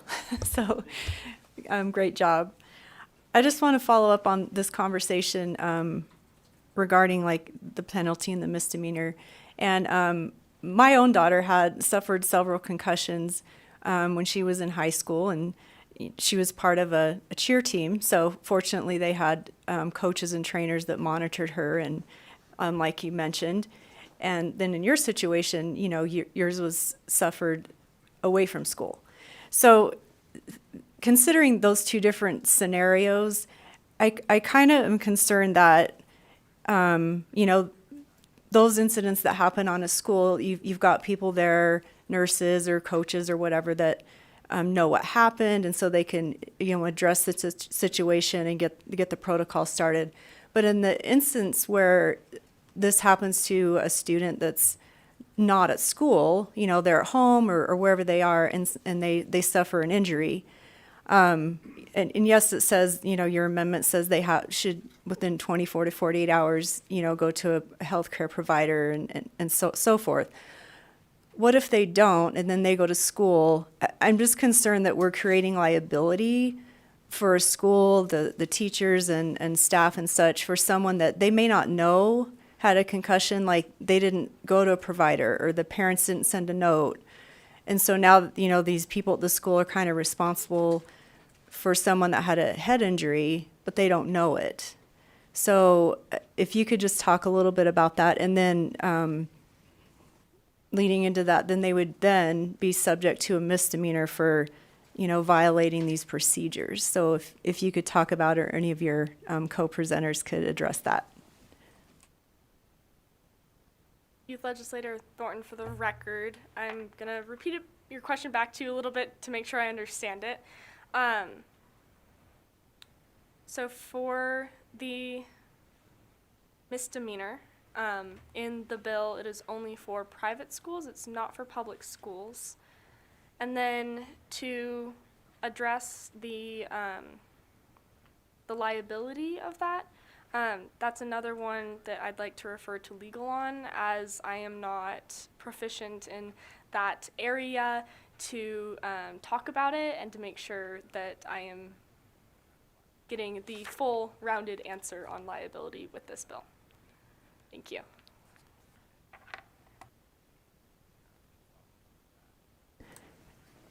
We'll come back to you on that. Okay, I just question. wanted, just to maybe make it more concise, I'm just concerned that we'd be creating liability on schools, personnel and such, when an injury happens away from school. And say they don't tell anyone at school that something happened, and now, you know, all the people at the school are responsible, but they don't know. So it's a liability concern. Okay, so we'll have legal weigh in and we'll get back to you, but let's move on to Assemblywoman LaRue Hatch. Thank you, Chair, and thank you for all the work that you've clearly put into this and the passion that you are bringing here. There are a lot of educators on this committee, so I think we have a lot of logistics questions and a lot of making sure, we're not misdemeanants on accident, which is deeply concerning. So can I, just before I jump in, are we getting clarity with legal on whether this applies as a misdemeanor to everyone or not? Are they working on that? We can have clarification, but I believe what was said was that it is a misdemeanor at private schools because they're in a contract with us, whereas a school is considered a state-run institution. So there's other ways that we can make sure that this is being done without it having be a misdemeanor. Is that correct? Am I Alex Drostoff? Alex Drozdoff, a committee policy analyst for the record. My understanding, per the information provided by legal, is that this is specifically outlined for private schools. However, Mr. Killian also provided that in the absence of any specific penalty, the failure to perform any duty which is required by law is a misdemeanor per NRS 193151. So a violation of any of those sections related to public schools would be a misdemeanor pursuant to that statute. So therefore, this bill would impose a similar penalty for violation, regardless of whether the violation is by a public school, private school, NIAA, or organization for youth sports. Thank you. Thank you for that. I think that's the concern because there's a lot of detail in this bill, which I appreciate, but as a teacher of 45 students in each of 6 classes, I share my colleagues' concern that now, especially if a parent doesn't tell me what's going on, I could be charged with a misdemeanor. And so I would love for us to maybe work together on some clarity, because I know that's not your intention. And so I'll just say that. But I'm going to go to my questions now. I have a couple of them. The first one is, there seems to be very, very detailed steps in this bill. You must do A, and then B, and then C, and then etc. I have a 2-part question. One, is that undermining the ability of a medical professional to give directions to a specific individual with their specific case, which may differ? And 2, would that not be covered in a 504? I know you said that 504s take time, but at my school, I've had students that have a concussion and the very next day they have 504s. I mean, it is immediate. And so I have not encountered that. Perhaps instead of listing out A, B, C, and D, could we just say a 504 must be immediately implemented on the advice of a physician? Thank you for your question. I will, Stella Thorne for the record, I will answer part of the 504 question, and then I'm also going to refer to Adam Hunsaker to help answer the question as well. So in regards to the 504, at my school, it took the greater length of 2 to 3 weeks for myself to be able to have a 504 regarding a concussion, because concussions are the invisible injury, and most people do not understand how much this impacts your ability to be at school, to be able to do schoolwork. And my 504 that I have recently was changed to a 504 for anxiety, because I was told that colleges and high schools understand anxiety more than they understand concussions. And so I will be able to get better and easier accommodations by having a 504 for anxiety versus a 504 for a concussion. And so part of the reason why this bill is long, and part of the reason why this bill has such detailed steps, is to make sure that every student at every school, no matter if the school is able to give a person with a concussion a 504 a day after they receive their concussion, or if they wait 3 to 4 weeks to give their concussion, is that every student in between those time periods has the equal opportunity to be treated fairly and to be able to have their health and well-being prioritized. And then I'd like to refer to Mr. Hunsaker. Adam Hunsaker for the record. And thank you for your question, and I appreciate your comment about how at your school they were able to get a 504 the next day, because I actually think that helps underline why SB 80 is so important. because not all schools are set up to function that way. Clearly, your school has the counseling staff in place, the administration in place. I don't know if there's an athletic trainer or not, but you have the people in place that know how to handle this situation. That is not the case for many schools in the state of Nevada. And what SB 80 would do would be able to provide a framework and direction so that all schools could function at a high level like your school. Thank you. I have a follow-up, and then if you'll let me, I'll have one more. But I'll ask for that one. Okay. My follow-up is, wouldn't this be easier to just say the schools need to have a 504 the next day? I just feel like we're becoming very prescriptive, or not even the next day. They need to have a 504 imminently, or what I'm concerned about is that we are creating a whole team of people that doesn't exist right now, when we could be utilizing the teams we already have and just giving them the impetus of you have to comply with this immediately. Youth Legislator Stella Thornton, for the record, thank you for your question. Not every concussion needs a 504, and to say in law that every concussion may need a 504 or that is the only viable option does not give the steps that may need to be taken with this with that pupil. And so the steps that are here in SB 80 that say you do rest first and then you do, and like the consequential steps afterwards, those are not the same steps that would be put in a 504. 504s are for accommodations. 504s do not have these step-by-step procedures that each student needs to be able to follow to return to school and to return to play at when their health and well-being is back to normal, or at least back to where they are able to get it because of return to learn and because of return to play.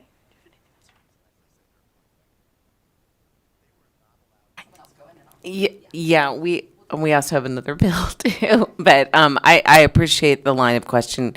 We also do have a clarification from legal, Mr. Ostap. Thank you, Chair Alex Drozdov, Committee Policy Analyst, for the record. So for the question concerning liability, per legal, in terms of liability, certain actions are required by public schools and private schools regardless of whether a particular injury has occurred to a specific pupil. Adopting policy for head injuries, creating the brochure of information relating to head injuries, creating the relevant forms and the concussion management team, and periodically reviewing those things. The failure to do any of those things would be a violation of the requirements of this bill, and all of those things are not dependent on any particular pupil receiving a particular injury. As for liability with respect to any particular pupil, the bill's requirements would only apply upon notification that a pupil has sustained or is suspected of having sustained the injury. So there would be no liability as to any particular pupil unless the school has been notified that a head injury might have occurred. Therefore, if a parent failed to disclose a concussion and there was no other way the school became aware of the concussion, no liability would attach relating to that pupil for the school. Thank you, Chair. Thank you for that clarification. So to the question, if the teacher was not aware that there was a concussion, there could be no. Okay, just trying to take this all in. Okay, next we'll go to Assemblywoman Torres.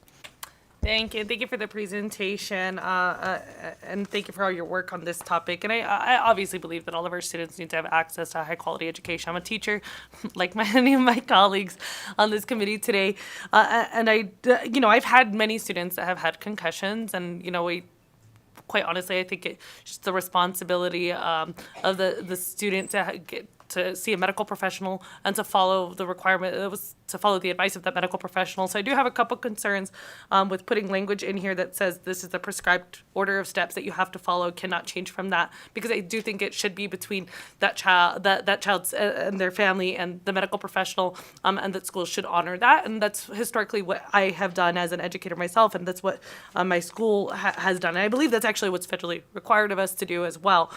My main question and I apologize because we've had a number of different conversations today. I see a lot of like requirements on the NIAA to create like these guidelines and to create this brochure. And if I'm being abundantly honest, I don't think that that's the best agency for us to have do that. I think that this should probably be the Department of Health and Human Services that should be providing protocol that has to do with health and human service, like what students are doing and how we're responding to that. And I think that has traditionally been appropriate. I did some research on other states that have had that similar policy, and many of them have had their Departments of Health and Human Services create the regulations and policies. And I think that's what should be done. And I think with that, you could strike a lot of that language requiring DHHS to create like the policies for how like students that have had concussions and how schools should work for them, and then require for the districts or the Department of Ed to work with schools to implement that, and NIAA to adopt those policies after those regulations have come. So I would just like wanted to put that out there and see if there was any consideration specifically for requiring DHHS to create those policies instead of NIAA, and if you're set on NIAA, why that would be. Thank you for the question, Youth Legislator Thornton, for the record. As of right now, the NIAA is kind of the trickle-down policy for this because that is the way that it was written in 2011 and is what is in law right now. I'm not opposed to looking at other options. I'm very open to that, and that is definitely something that I'd like to follow up on later.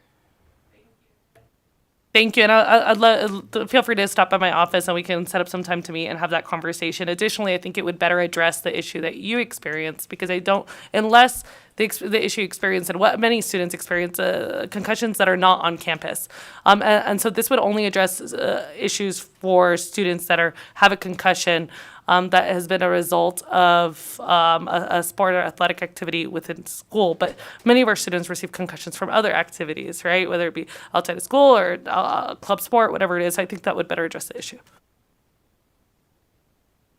Thank you. Next, we'll go to Assemblywoman Mosca.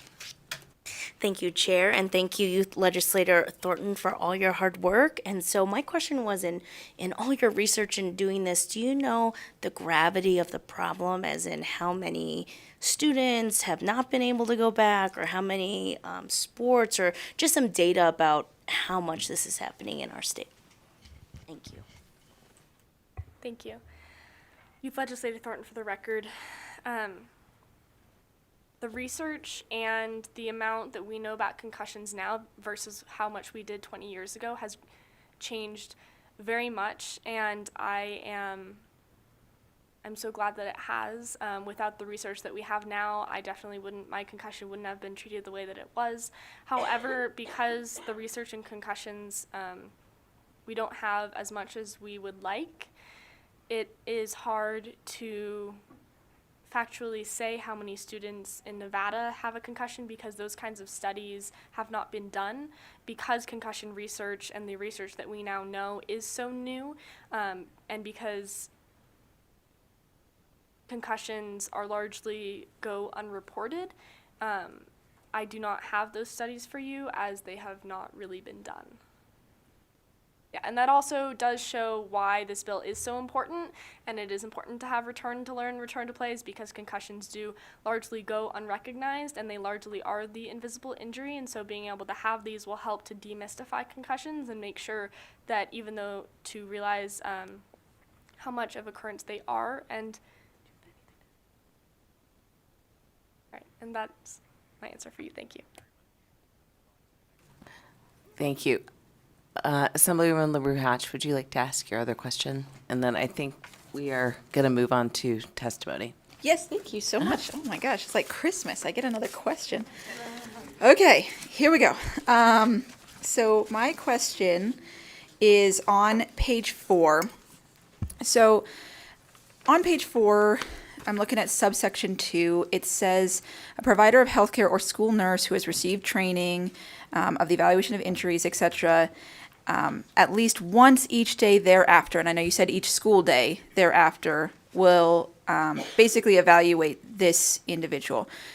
I have a two-part question. One, are our school nurses actually trained for that evaluation? Because I talked to my school nurse today, and she did not feel comfortable being the one authorizing a student to come back. And two, I know that Dr. Murray mentioned that even 15 minutes of continued activity can delay recovery by 2 to 3 days. So what if a doctor says, hey, you're not here yet, you need to rest your brain for 3 days and then come back? They would then be out of compliance for this section. So how are we allowing that flexibility for our medical professionals?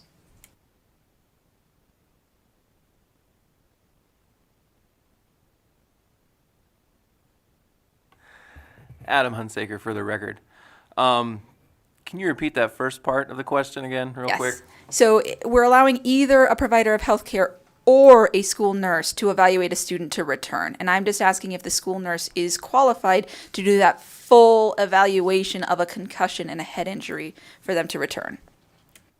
Again, Adam Hunsaker for the record. My answer to that question would be, it depends on the school nurse, but trainings would be available so that all school nurses could become qualified to administer those daily evaluations. And speaking as an athletic trainer, this is standard practice for student athletes that are in the concussion protocol. We monitor their symptoms every day after a concussion. Thank you, and I spoke too soon. We have one more question, Assemblyman De Silva. Thank you, Madam Chair, and thank you for your work on this bill, especially to our youth legislature, who I know has worked tirelessly on this endeavor. My question is kind of in line with my colleague, Assemblywoman LaRue Hatch, and that's about the amendment here, Section 2, about occupational therapists. When I think of occupational therapists, and I've had extensive, work with occupational therapists with my hands. I had an arm injury. My question is, are they necessarily qualified to be able to evaluate head injuries? That's my question there. Thank you. Thank you for your question, Youth Legislator Thornton. For the record, occupational therapists are absolutely qualified for this. Occupational therapists, as you know, they help make sure that you are able to live your life to the fullest in every aspect of your life. And we have some testimony, and then there's also some letters of support that are for SB 80 on Nellis that help identify how occupational therapists are able to help with concussions and where they are pursuant to different chapters on being able to identify what concussions are and to help with those. Thank you. Now we will have you guys sit back and we will open up testimony in support. Anyone in the room here to testify in support or in Las Vegas? I'm not seeing anyone in Las Vegas. But we do have someone walking up here in Carson. Couple people. Just reminder to state and spell your name. And begin when ready. Excellent, thank you. Hello, my name is Elise Monroy Marsala. I'm here today on behalf of the Nevada Public Health Association. Before 2020, I think most Americans didn't know what public health was or what the CDC was. Now that we have all lived through a time where we all know what the CDC is, I think many people think that the CDC is vaccines and infection control, but the CDC actually has an injury prevention and control unit, and nested under that unit is a whole center that works on traumatic brain injury and concussion prevention and wellness. So the work here that is outlined in Senate Bill 80 is absolutely public health. I have just a couple stats to throw at you. In March of 2020, JAMA reported that they did a study. They looked at about 44,000 youth that suffered or experienced both concussion and orthopedic injuries, and they found that the youth that just experienced the concussion had a 40% higher risk of developing a mental health issue later in life. And the CDC also reports that in 2019, 15% of all U.S. high schoolers reported one or more concussion in the preceding 12 months. So it's really important that that schools and school districts take the steps to ensure that after youth have experienced a concussion, that they are able to transition back into life back into their daily life healthy. So the Nevada Public Health Association urges your support of this bill. And thanks the Nevada Youth Legislature.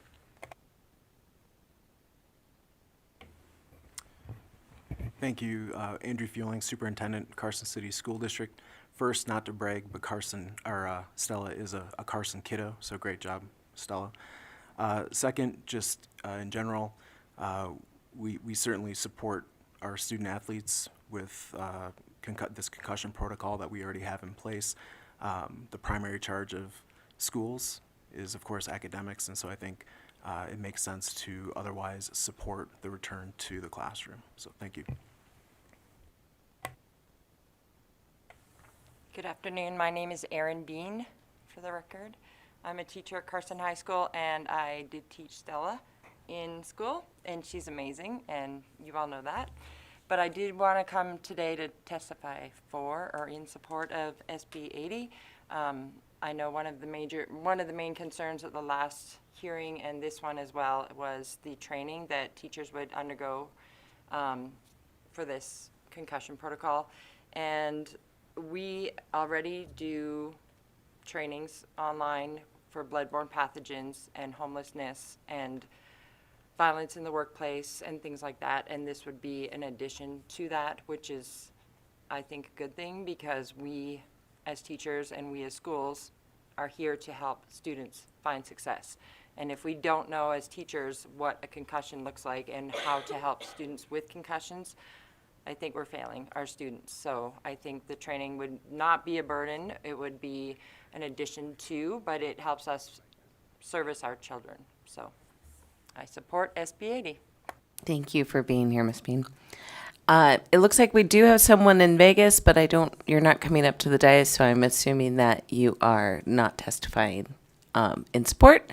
So with that, we will go to the phone lines. BPS, is there anyone on the phone lines wishing to testify in support of SB 80?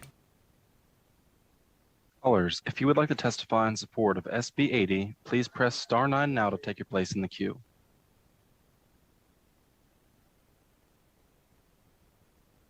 One moment, Chair.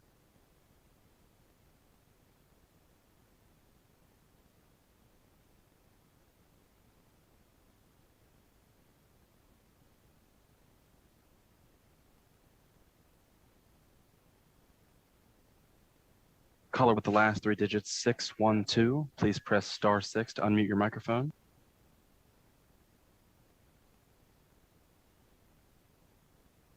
Hi, good afternoon, and thank you to Stella. My name is Paula Cook. I'm the president of the Nevada Occupational Therapy Association.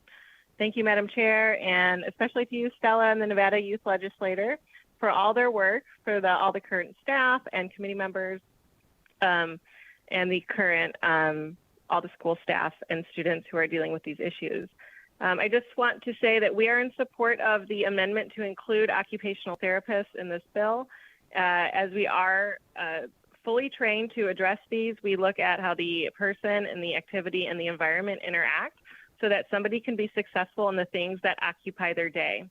And so I apologize, I don't remember who spoke to seeing an OT for their hands. Yes, there are OT practitioners who do specialize in hands. There also are many OTs who specialize in concussions, and I know Dr. Ryder is on the call. He can speak more to that, and we are happy to be a resource if you have further questions about our training. We have extensive training in anatomy and physiology, biomechanics, neuroscience, cognition, visual perception. We're recognized as a listed approved profession for many assessments, including the Montreal Cognitive Assessment. So we're happy to be here as a resource if you have further questions. Thank you. Thank you very much for your testimony and for the offer as well. BPS, is there anyone else on the line wishing to support? Hello, this is John Ryder, JOHNRIDER from Troy University, Nevada.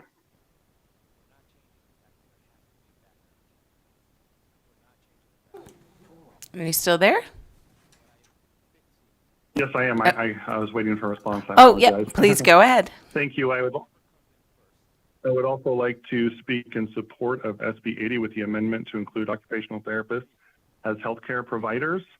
There are nationally recognized concussion care credentialing programs, such as the IMPACT program, that have credentials designed explicitly for occupational therapists and highlight our unique role in vision therapy, vestibular therapy, return to learn for school-age clients, and functional cognition.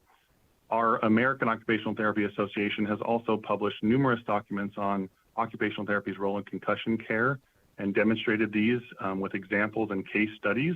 There are multiple studies within our literature that describe evaluations and interventions for concussion care, highlighting unique areas of expertise specific to occupational therapy, such as functional cognition, an area vital for our school-aged clients. We as occupational therapists holistically address barriers to participation, so specific areas of post-concussion assessment include vision and visual perceptual deficits, cognitive and sensory processing, the ability to complete activities related to play, school, and self-care. Entry-level occupational therapy education programs, including here in Nevada, where I teach in, provide in-depth training and neurological rehabilitation, including traumatic brain injuries of all ranges, such as mild traumatic brain injuries and concussions. At Touro University, Nevada, where I can speak directly to, our students are provided with readings, lectures, labs, standardized patient experience, research capstone projects, and fieldwork placements specifically for concussion rehabilitation. And our National Board for Certification in Occupational Therapy provides multiple case simulations on concussion care, and there's an entire practice exam on pediatric post-concussion care. So I appreciate Stella for speaking up for our profession, and I appreciate those that have asked questions about it. As our president of the Nevada OT Association, Paula Cook, has mentioned, we are both here to provide an extensive list of articles or resources or answer any questions in the future. But I hope that we've been able to share a little bit about the role that occupational therapy can play and the training that we are provided in post-concussion management. Thank you very much. Thank you for your testimony and support. BPS, is there anyone else on the phone line? Chair, there are no more callers choosing to testify in support at this time. Thank you. And with that, we will close support and open to opposition. And we have a couple people approaching in opposition of SB 80. Please go ahead when you're ready. And if there's anyone in Las Vegas wishing to provide opposition testimony, please fill in those seats. Go ahead. Good afternoon, Chair, members of the committee. Erica Roth, ERICAROTH, on behalf of the Washoe County Public Defender's Office. Our testimony this afternoon is specifically regarding Section 9, Subsection 9, the misdemeanor offense for failure to abide by this pretty exhaustive list. What I will note is I think that there's a very simple solution. So NRS 394.610 provides that unless otherwise provided by law, any violation in relation to a private school is a misdemeanor, which means that this body can set a penalty that is other than a misdemeanor or a gross misdemeanor. And I would encourage this body to consider setting a penalty that is otherwise a crime. That could include a civil penalty, a fine, or some other incentive. I don't believe that this list, in regards to the traumatic brain injuries, is similarly situated to the remainder of the statute. There's a lot that's required, and there is a uniqueness about each individual who may have had a TBI that can make it harder for someone to identify or not. So I think that when we're thinking about a penalty, this is not similarly situated. This body does have the ability to say that a different penalty is appropriate, and we would encourage you to do that. Thank you. Thank you, Madam Chair. John Peel for the record. My concerns lie in the same section that my colleague Ms. Roth spelled out. I'd like to thank Youth Legislator Thornton for speaking with us right before this hearing. I will readily admit that we missed part of this because you don't expect criminal penalties to be in an education bill. So we didn't catch it in the Senate and oppose it there, but we're opposing it here. Why? Because making teachers, administrators, and this is an exhaustive list of people or any other employee, so even janitors that may come in contact with a student suspected of having a head injury, not having this training, a misdemeanor. And then the other fact is this misdemeanor stacks. Each day's failure to comply with the provisions of this section is a separate offense. So that's a $1,000 fine and 6 months in jail for every day you miss this training. That's concerning. Now, as Legal has said, there's portions that make it a gross misdemeanor. So I want to thank Youth Legislator Thornton for saying, hey, a gross misdemeanor is important. Now, I'm not saying we can fix the whole private school code with this bill, but we could start with this and then maybe next section think about not making our educators criminals when they miss simple things. Teachers have enough on their plate, administrators have enough on their plate, and we've discussed it in this body frequently already. So if we can make that change and move towards a civil penalty here, I think that will be, it will match the gravity of making sure we catch these things without making teachers and people trying to make the world a better place criminals. Thank you. Thank you. Anybody else here in Carson City? Not seeing anybody. Nobody coming up to the chairs in Vegas. BPS, is there anyone on the phone line wishing to testify in opposition to SB 80? Callers, if you would like to testify in opposition to SB 80, please press star 9 now to take your place in the queue.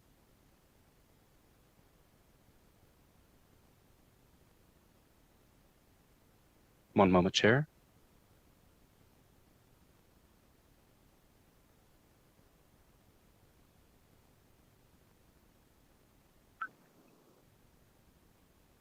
Hi, Chris Daly, Nevada State Education Association, the voice of Nevada educators for over 120 years.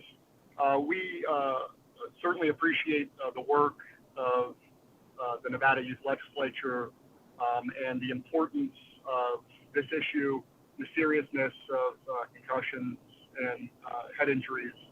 With that said, we would like to echo many of the sentiments of the active educators on the committee and have a level of concern about a very prescriptive procedure that educators, including teachers who already have so much on their plate, would have to follow, and then perhaps have some form of criminal liability. While we have probably 2,000 teacher positions vacant in the city, in the state, and are attempting to recruit for these positions. I think in terms of the additional training, teachers certainly are used to many trainings. This one is important.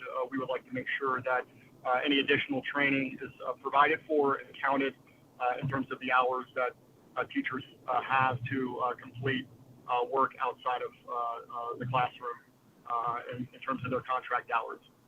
Thank you very much. Thank you, Mr. Daly. Anybody else on the phone lines, BPS? Chair, there are no more callers choosing to provide opposition testimony at this time. Thank you. And with that, we will close opposition and open it to neutral. Anyone in Clark County down there not coming up? Anyone in Carson? No one's. Anyone on the phone lines, BPS, in neutral? Chair, the line is open and working, but there are no callers choosing to testify in neutral at this time. Thank you. We will close testimony, and I'll invite the presenter back up to make closing remarks.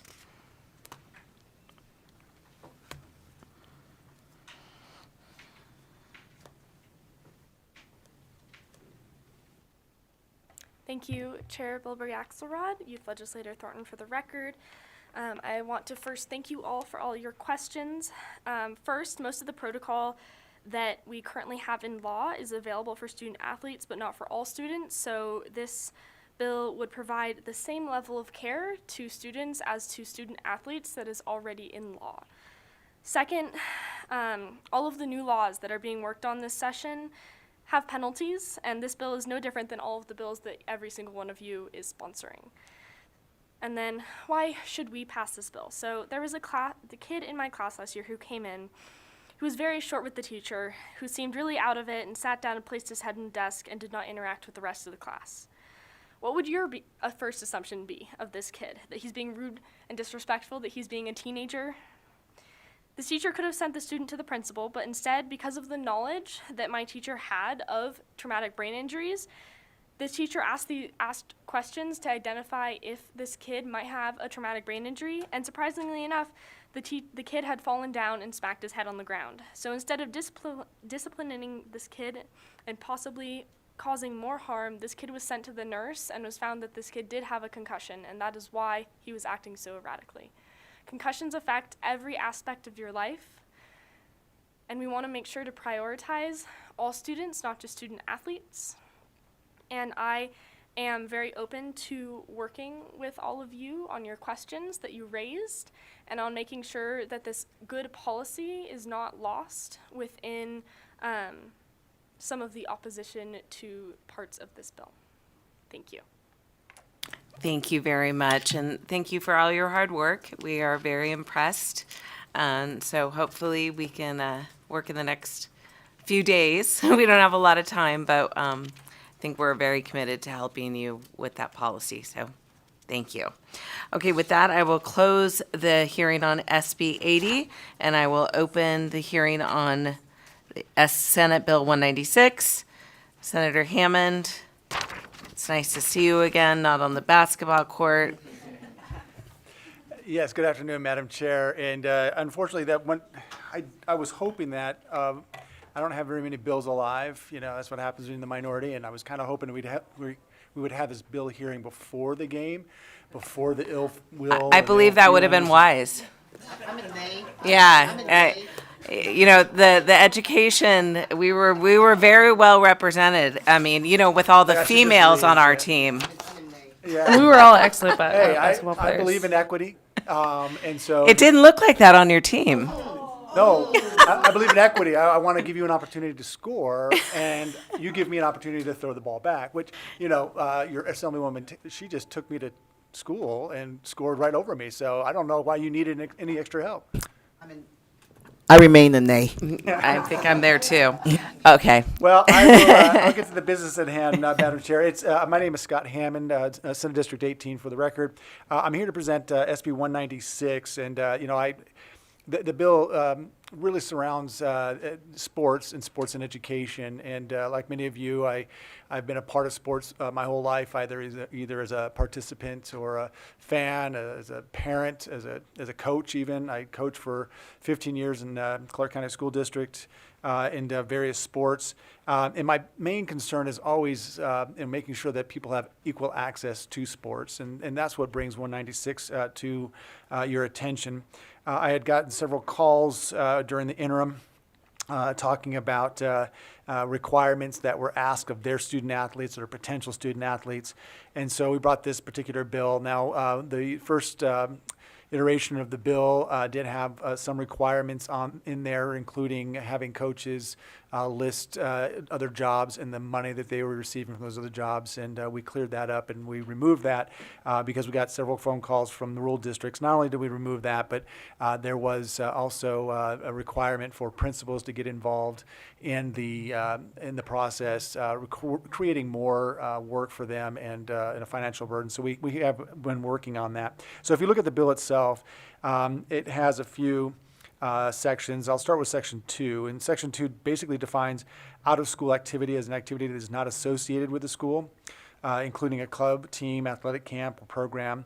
But if you go to Section 3, it codifies the existing regulation that prohibits a coach, manager, or other person associated with a sanctioned sport or spirit squad from making an out-of-school activity a condition for qualifying or accepting the pupil as a member of the team during the season for the sanctioned sport. So basically this was in regulation, but what we're seeing more and more often, and we're seeing this probably across the state, not just in Clark County, but across the state, Washoe, Clark, a lot of coaches, as well-intentioned as they are, and they want to try and get their student athletes to participate not only in high school, but you know, in the off season, in the club sports, and then be a team, and then come back.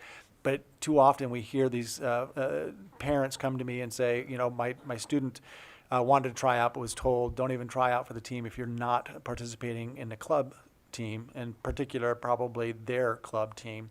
And so that's the impetus for this. And there is a regulation, but I wanted to make sure that this is not going away. Club AAU, club sports, they're not going away. It's getting more prevalent. And I kind of wanted to make sure that they understood how we felt as a body about access to sports and what that means. So that's why we're doing this. The section, going back to Section 3, outlines the consequences of such a violation. The reason for this section is because I have heard, as I told you, from so many parents, potential athletes, what happens when they try out for their teams. and it didn't go away. I kept hearing these allegations. I have a student who is participating in high school athletics as well, and so I heard it from a lot of parents who would come up to and talk to me during these athletic events. It was very pervasive. Section 4 requires this is the section that we changed. What we're going to do is we're going to have the coaches, they already have a system in place where athletes are registering. They register their athletes. I think it was called My Athlete, but I think they changed it. They register My Athlete. Yeah, and they changed the name, I believe, just recently, so it's not called that anymore. But it's basically the system. We're using that system. We're going to use that system to have coaches basically tell us what other teams that they coach for. And then, of course, we have a couple other requirements in Section 4. We want to make sure that we know when they have tryouts, how many students tried out, who were those students, how many then made the team, so we can start making some comparisons. So that's Section 4. Section 5 requires a notification to a pupil and the pupil's family of the rights afforded to a pupil while participating in the sanctioned sport or other interscholastic activities. These rights include a person may not compel a pupil to participate in an out-of-school activity, and a pupil's participation in an out-of-school activity cannot be a condition for qualifying for a team participating in a sanctioned sport or spirit squad. Then you have Section 7, which is unrelated to this particular issue. Section 7 was my attempt to try and help students out who had to go through the COVID years. Now, we've missed a lot of those students already, but I felt like those who are still there, which really is just this junior class right now, who will be seniors next year, I wanted to make sure they had an opportunity. As it states right now, once you enter school and you participate your freshman year, you have 8 semesters of eligibility. What we want to do is if anybody comes back for a 5th year for whatever learning loss that they may have experienced and want to continue their learning before they go into college, we open it up to 2 more semesters, so 10 altogether. It is basically sunsets after that 1 year. So again, the juniors will be seniors next year. They would have a chance to a 5th year and 2 semesters, but it would sunset after that. So I know that I've had conversations with some members of your committee. I did some checking and checked in with CCSD. They believe that this may impact 1 to 2 students per school. So we're looking at maybe 150 to 200 students, and of those, probably a significant amount of them would not be participating in sports. So we're not looking at a whole bunch. I just wanted to make sure that we open it up. The NCAA did it. They gave extra eligibility to those students who were impacted by COVID. I felt like we should match that and give these students an opportunity to do that. So that pretty much is the bill. It's got those two parts to it. And I, would encourage you to help me to help these students have access to high school athletics. It's vitally important because, as many of you on the committee know, access to athletics in whatever form it might be is really about learning how to work together as a team, to set goals. It can be character building in many, many ways, and so I don't want to lessen the ability that students have to have access to that. Having said that, I'll open myself up for any questions. Thank you, Senator. We're going to lose our feed to Grant Sawyer in 6 minutes. So I see there's someone there, and I believe you're here for this bill. Is that correct? If you could come to the microphone, I'd appreciate that, just so we can make sure to get your testimony. I know we're going a little out of order, but before we lose you. Are you here in opposition, support, neutral? In support. Okay. Is it okay, Senator, if we take his testimony? Oh, absolutely. Go ahead. If it was opposition, would you say the same thing? We're equal opportunity. Please go ahead. Thank you, and good afternoon, Madam Chair and members of the committee. My name is TJ Milk, and I'm testifying in support of SB 196. So playing sports throughout my 4 years at Pahrump Valley High School out here was big for me. I was fortunate and encouraged to participate in as many activities as possible by different coaches that I had, and I was very fortunate to be taught valuable skills through these sports, which I still carry with me today as a current law student at Boyd. it's pretty invaluable, the things that I've learned through playing sports and being encouraged to do different things, and not having to be pressured to play off-season sports for different sports that I did participate in during my time at Plum Valley High School. And I believe it's incredibly important that each student in high school today has the same access to different sports during their time. And so ensuring that all students have equal access to high school sports to me is incredibly important, and it helps build a well-rounded student and athlete and person moving forward. And my experience in doing that was invaluable, and that's why I'm here to support SB 196. Thank you. Thank you for your testimony. And with that, we'll go to questions. We'll start with you, Assemblyman Koenig. Thank you, Madam Chair. So I've had some discussion with Senator Hammond on this already a little bit. And so just to clarify, this will be kids I'm talking about Section 7 on that 5th year. So this is kids who didn't graduate in the 4 years because of COVID, and it's going to take them 5 years of classwork to graduate.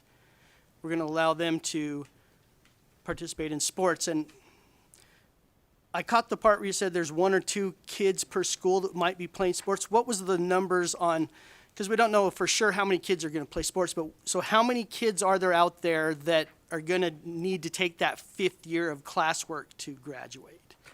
Thank you very much for the question, Senator Hammond. For the record, again, I just in speaking with the CCSD, they were trying to get some numbers, and we are talking about 1 to 2 kids, because they're talking about a graduation rate of about 85%. So they believe that 15% may need to come back. That equates to about 1 to 2 students who will need to come back that 5th year. Of those, we don't know how many will be participating in sports. And so we're talking maybe 150 to 200 kids altogether. And of that, we may not be even talking about 50 kids. So we don't know, but other than, that's as accurate as I could get at this point. Just one point, because I think the statistics are, 15 to 20% of the kids participate in sports. So, yeah, it might not even be that many. So, okay, thank you. Thank you very much for the question. Apparently, we have a short question from Assemblywoman LaRue Hatch. We'll see if that remains to be seen. That remains. I said just one of them was short. The other one is long. Okay. I think you already got more than one question today, and I know. that was Christmas, wasn't it? It was. True, not in this committee. Yeah, that's true. That's why this is my favorite. Just all right. So my first question is just you mentioned that they're already collecting a lot of this information through Register My Athlete. I just wanted to confirm that. Is this going to be a significant increase in data collection or paperwork burden on our athletic directors or our coaches? That's my short one, by the way. Thank you very much for the question, Assemblywoman. This is Scott Hammond for the record, Senate District 18. So they do collect a lot of information already. Athletes are asked to register. They collect information that way. So I asked CCSD, I asked the administrators, and they basically went to their athletic directors and everybody and said, what's the best way to do this? And so they came to me with this proposal and said, instead of asking, originally the bill would have asked the principals to collect the information. And so because they already have this method of collection, it's going to be very easy, because every year what happens is a coach just needs to go on there and then put a few more simple things in there, who they were, that this may be their only job. So they say, nope, I don't have another job. I don't coach anywhere else. That's fine. If they do coach somewhere else, they just put down where they coach. And then they put down those people who came out for the team, who tried out for the team. They have that roster, and then they talk, and then they ask them exactly who made the team, so they have that, and that's pretty much it. So it's not asking for a whole lot more information, but it's a great place to collect the information because it's all right there already. And so as they need it, if the NIA needs it later on, they have access to that as well. See, my question was relatively short. Here's my other one. I am a teacher in high school, and I taught during COVID, and I understand your concern for our COVID students, but I am also concerned at this idea of a 5th-year senior playing, just because if they are a 5th-year senior, something's gone wrong, right? They shouldn't be a fifth year senior, and they should be focusing on passing their classes and getting that graduation. And so my question is just, one, are we distracting them from what they need to do, which is graduate? And two, are we going to create this weird incentive program where you can hang out for one more year and you can play, and now we've got a 20-year-old on the field with 16-year-olds. So if you can just speak to those issues. Sure. Again, this is Senator Scott Hammond for the record. First of all, just a reminder, it sunsets. So we're not going to have 20-year-olds in this scenario because of this particular bill, because we're just asking one more class, this junior class, when they become seniors. The next year after that, they'd be eligible to do that, but that'd be the only class. Then the bill sunsets, and it won't happen again. As far as athletes out there, look, there's going to be some athletes who, let's say they only have to take one or two more classes to kind of fulfill that requirement.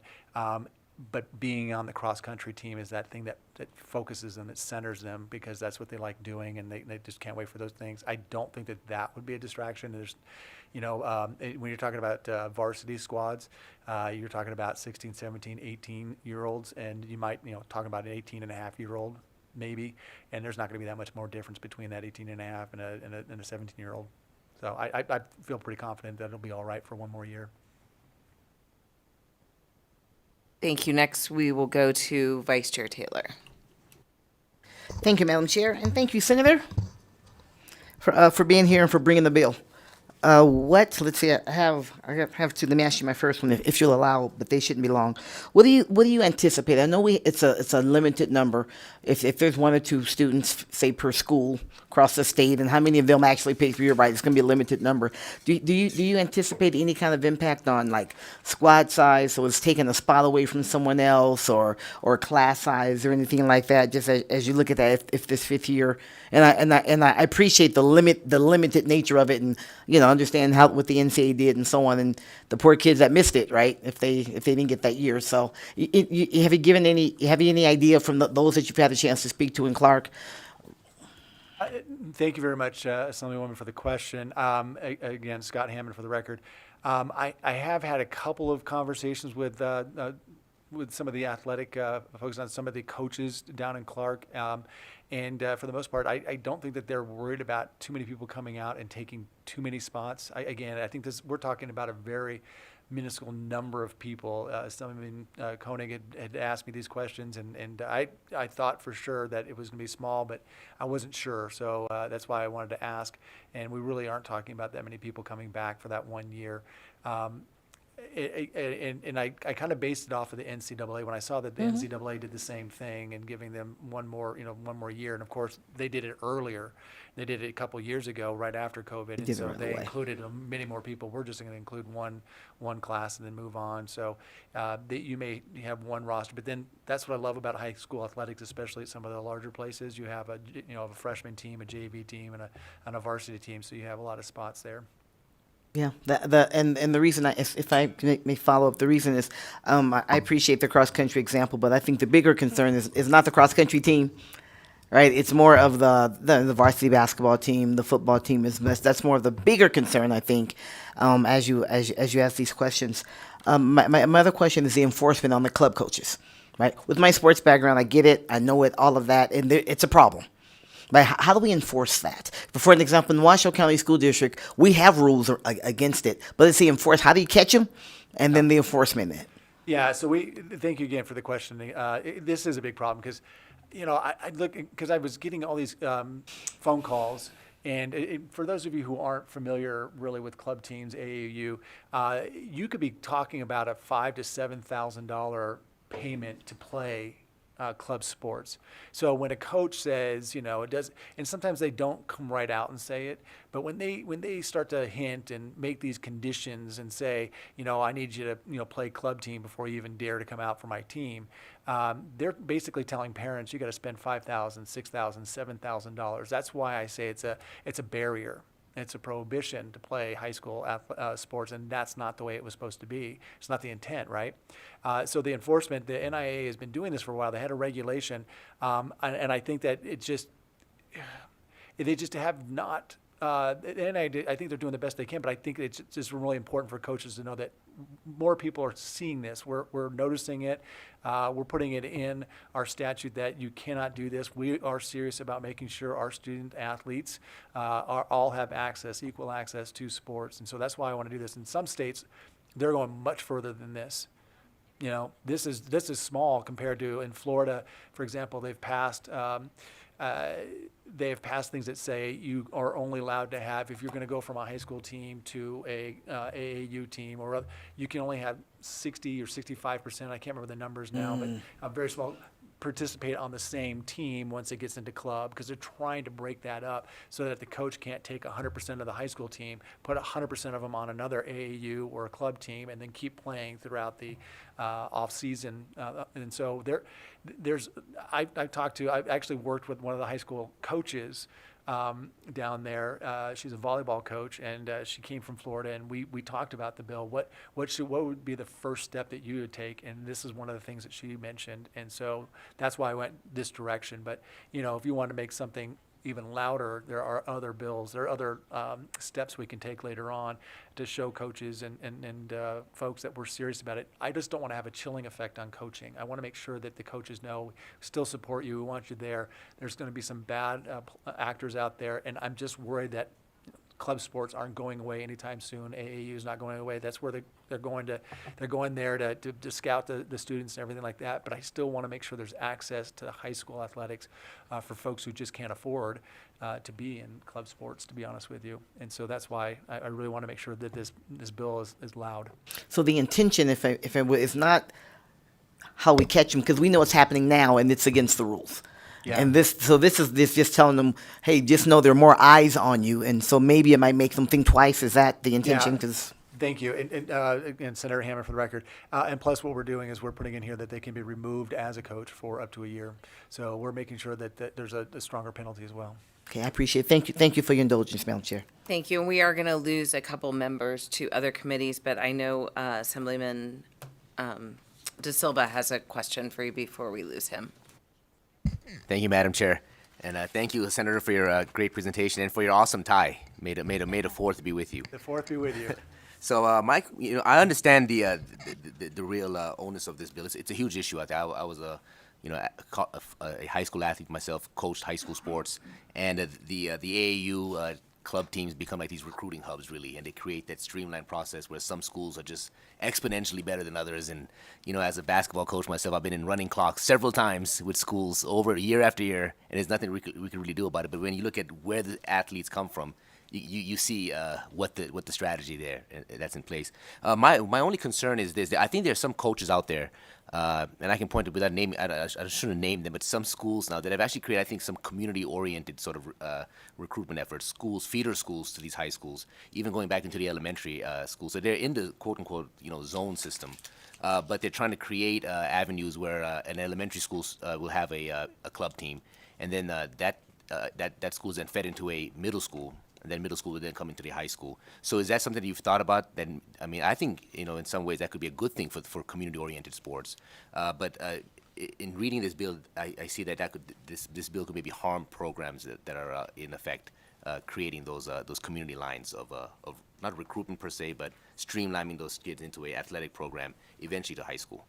Yeah, thank you very much for the question, and I appreciate it actually, Assemblyman. This is Scott Hammer for the record. No, I hadn't. It doesn't contemplate that in the younger ages. So if you and I want to talk about that and see how it might impact, I'd like to talk to some of the other coaches as well. Like I said, I've had some communication with coaches down there, and in particular the one that I worked with a lot. But if there's something that you're worried about in this, and that it might impinge the ability of the athletes coming up, let's talk about that. But it's not contemplated in here, no. Yeah. Thank you. And we did have legal weigh in on the determination of eligibility, and Section 7 of the bill is limited by its own terms to pupils who were enrolled in high school during that time. The COVID state of emergency was in effect from 3/12/20 to 5/19/22. Doesn't become effective until July 1, 2023. So someone who is a freshman on 5/19/22, the earliest grade at the latest date possible would, as of July 1st, 2023, be a rising junior. That's correct. Okay. Okay. Yeah, Okay. yeah, it's Scott Hammer for the record. Yeah, that's exactly how we wanted. I mean, it would have been open to seniors and juniors, but by the time we get this passed, this year's senior class, it'd be too late for them to do it. So it's really just for the junior class. If I may, Madam Chair, just on this, so if it, because this, it's going to be, there will be rising juniors, so what if there's a senior right now, right? So it's, that was also in school, right, during the COVID time, because there'll be rising juniors, so what if there's someone now that's a rising senior, or someone who is a senior right now, and then they come a couple credits short, as you mentioned. It sounds as though, based upon this, they would get an additional year, as well as rising seniors would get an additional year. We'd have to ask the legal to make sure that that's the opinion, because again, it doesn't take effect until July 1st, and so a lot of them may not be able to determine whether they're going to come back in the 5th year. I don't know, but I'm contemplating just that junior class. But then we couldn't say no to that senior class, so if they're a rising senior, they would. Right. They would fall into that, so that doesn't take a legal interpretation. They would fall within the parameters of the law. Yeah. So really, we're talking about 2 years. Yeah, right? it could be this senior class right now, and the next year's this year's junior class. This year's junior class and senior class and Yeah. sophomore class. It could be. Yeah. I just kept thinking there's not too many of them who are ready to come back and do that. Purposely. I mean, it might be, but I don't think it's going to happen. But yes, I guess according to the way we wrote the bill, you could do that. So we'd have to either change that or just leave it as it is, depending on the way you want to do it. Thank you. I just want that clear. I knew it Thank was more you. than No, one. I appreciate it, because I don't think that we want people, repeating their year just merely to stay in sports. And as Assemblywoman Laura Hatch, we don't want 20-year-olds on the field or on the court we can chat Okay. offline. I know Assemblywoman Hardy has a question. Did somebody else? And Assemblywoman Torres, and then we will. And if I could, Madam Chair, again, it wouldn't be 20-year-olds, because again, you're talking about. I said 20, not 28. No, I said 20 too. Oh, okay. Yeah, I said 20 as well. Okay. Because it wouldn't be, I mean, if this junior class is not going to be 20, again, if you talk about if you're talking about the senior class right now coming back, they would only be 18 and a half, 19, I mean, at the greatest, and then the next time it'd be the same thing. No one's going to be 20. We're not allowing them, we're not allowing the senior class now to come back for 2 more years. That would put them at 20. Does that make sense?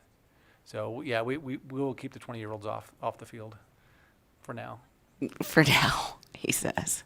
I don't know. I saw what you guys brought to basketball. Who knows what you'll bring? I know, right? All right, Assemblywoman Hardy. Thank you, Chair. Thank you, Senator. It's good to have you here in our committee. As far as the talking about the enforcement and how people are going to know that this is happening, or in Section 5, I just wanted to just put on the record, the pupil, the parent, the guardian are going to be notified through a notice form that's provided by the NIAA. So I kind of envision this, if a coach is, telling a student, you need to be on this team or whatever, then the parent of the student would have the ability to report that. Would that be correct to the principal or to the NIAA that coach is doing something like that?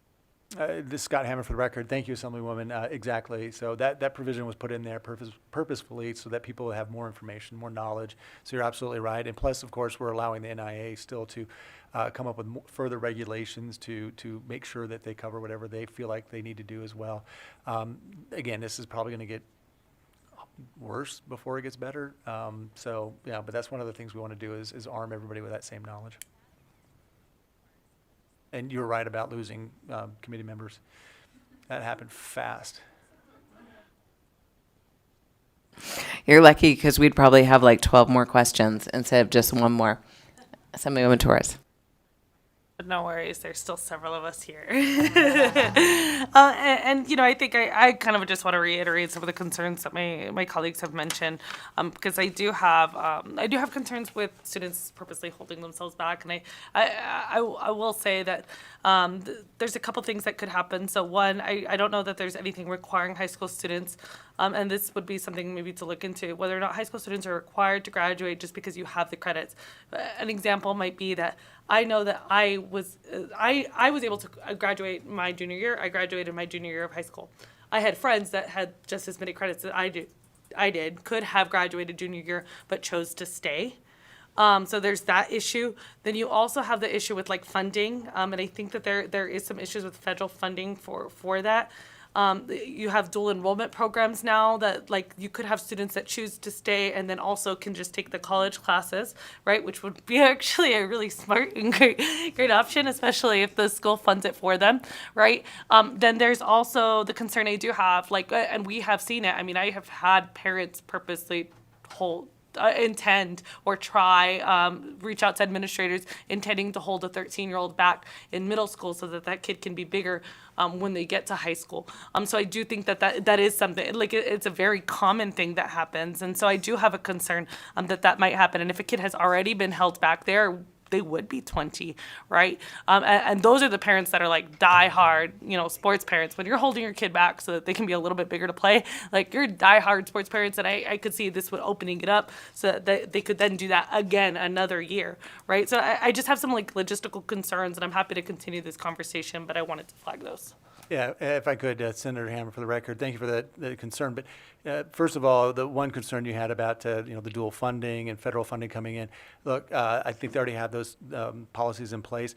I'm not preventing somebody actually from doing a fifth year. I'm sorry, I'm not allowing that to happen in this bill. It happens already. There are students who come back. What I'm saying is, if a student decides to come back because they are allowed to right now, then they should be able to play sports. They should have 2 more semesters of eligibility. That's all I'm saying. I can't, that's happening now. When a student comes back for that 5th year, that's happening already. And so they've probably already ironed out the federal funding portion of that. It's probably already done. I don't know what that is, but I will find out whether or not, to your point about, do students have the ability, if they already have enough credits to graduate, are they allowed to come back for that 5th year? I'll check into that to make sure I understand that portion of it, and report back to you. But as far as this is happening now. There are students who do come back for additional education. Okay, thank you. And with that, we will have you sit back and we will open it up for testimony in support. Anyone in the room here testifying in support? Well, we already had one, so you had that one before we. I know we have lost our feed to Grant Sawyer, but broadcast, is there anyone on the line that would like to testify in support? Chair, the line is open and working, but there are no callers choosing to testify in support at this time. Okay, with that, we will close testimony in support and move on to opposition. Anyone here in Las Vegas or in Carson City? I see you guys walking up.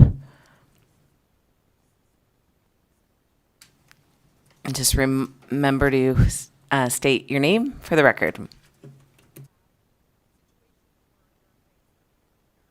Madam Chair and distinguished committee members, good afternoon and long time no see. Thanks for your time.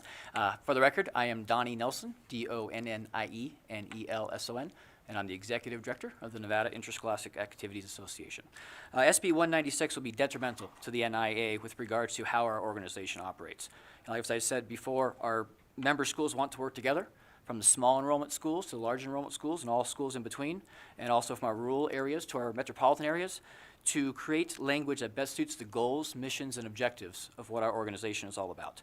SB 196 contains 2 distinctly different actions rolled into one bill, and the latter of which is in direct conflict with the purpose, intent, and mission of our organization, which is to graduate students on time. So first, make no mistake, Section 4 puts an unreasonable burden on coaches. The reporting burden will most likely shift to the school's principals, athletic administrators, athletic directors, or even athletic secretaries over the course of time. And we talked about Activate, the system that is for student-athlete registration. There is not a portal in there right now for coaches to be able to report something like this. And even though we put a burden possibly on what the bill says for coaches to do it, that will not happen. That will shift. So what I would offer to this is that the state is willing to engage and fund full-time, minimal salary, about $40,000 compliance officers at each school of our 123 member schools, and feel free to create a $4.92 million budget. That would be great. With regards to Section 7, our districts and schools are focused, as I mentioned earlier, on graduating high school students on time. And our participants are just that. They're students first and then athletes. As written, this grants any and all current sophomores, juniors, and seniors an additional participation, which will undoubtedly cause overcrowding in our schools and challenges with regards to academic eligibility. I want to mention something right now with coaches that are watching. There are coaches right now listening to this and thinking, all right, if we're going to talk about something along the lines of being amended and saying if you're credit deficient, then you can get a fifth year, coaches right now are looking at it and going, hey, whoa, maybe we're going to tell our kids, you know what, why don't you just tank a couple classes right now. Don't graduate, fall behind. That way you'll get to come back and get athletic eligibility. That is certainly against the mission of any student athlete to try to stay on track and what schools and districts propose. So a couple questions that I would ask. First of all, with schools and district graduations, depending on how many students were to come back, doesn't that affect graduation rates? Schools and districts do not want to see graduations go down because students are coming back to be athletes again. Where would large enrollment school potentially place 400 student athletes? I think about a large enrollment school in the Clark County School District, and coaches right now thinking, hey, I'm going to bring a bunch of kids back, we're going to tell them what to do. We don't have staff allocations and buildings to do that, let alone space and classrooms to handle an influx. And so to think about only 1 or 2 students coming back, that potential is enormous. You look what the NCAA did, as we mentioned earlier. Those students all came back. They didn't just say, I'm going to graduate, I'm going to move on. They had no idea how many students would come back based on a COVID extra year. And again, we are education-based athletics and activities. We are not the NCAA. We have no idea how many students would want to take advantage of this and fail academically just to get this opportunity to go. What kind of classes would these repeating students come back for? If they do come back, and they're probably on track as a sophomore, junior, or possibly graduating senior, they've got all the academic classes they need to graduate.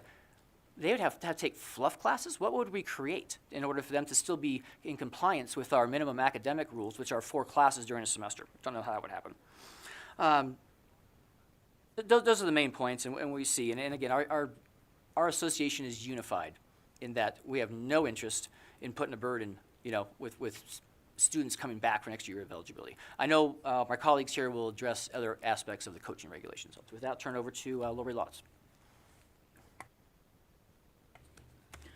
Good afternoon. My name is Lori Lotz for the record, Lori Lotts.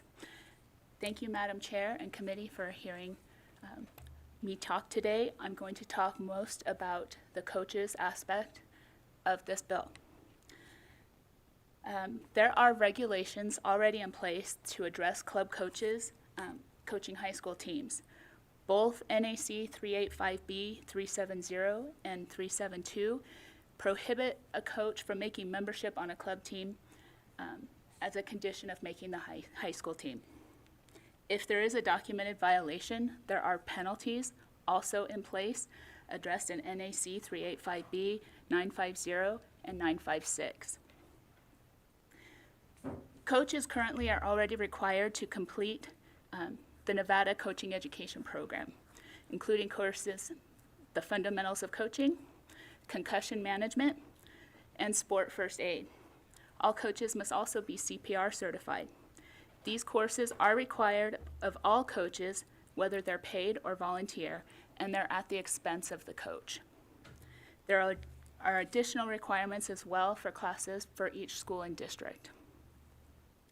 Depending on the school or district, coaches are only given a stipend for the season that ranges from about $1,500 to $2,500, depending on the sport.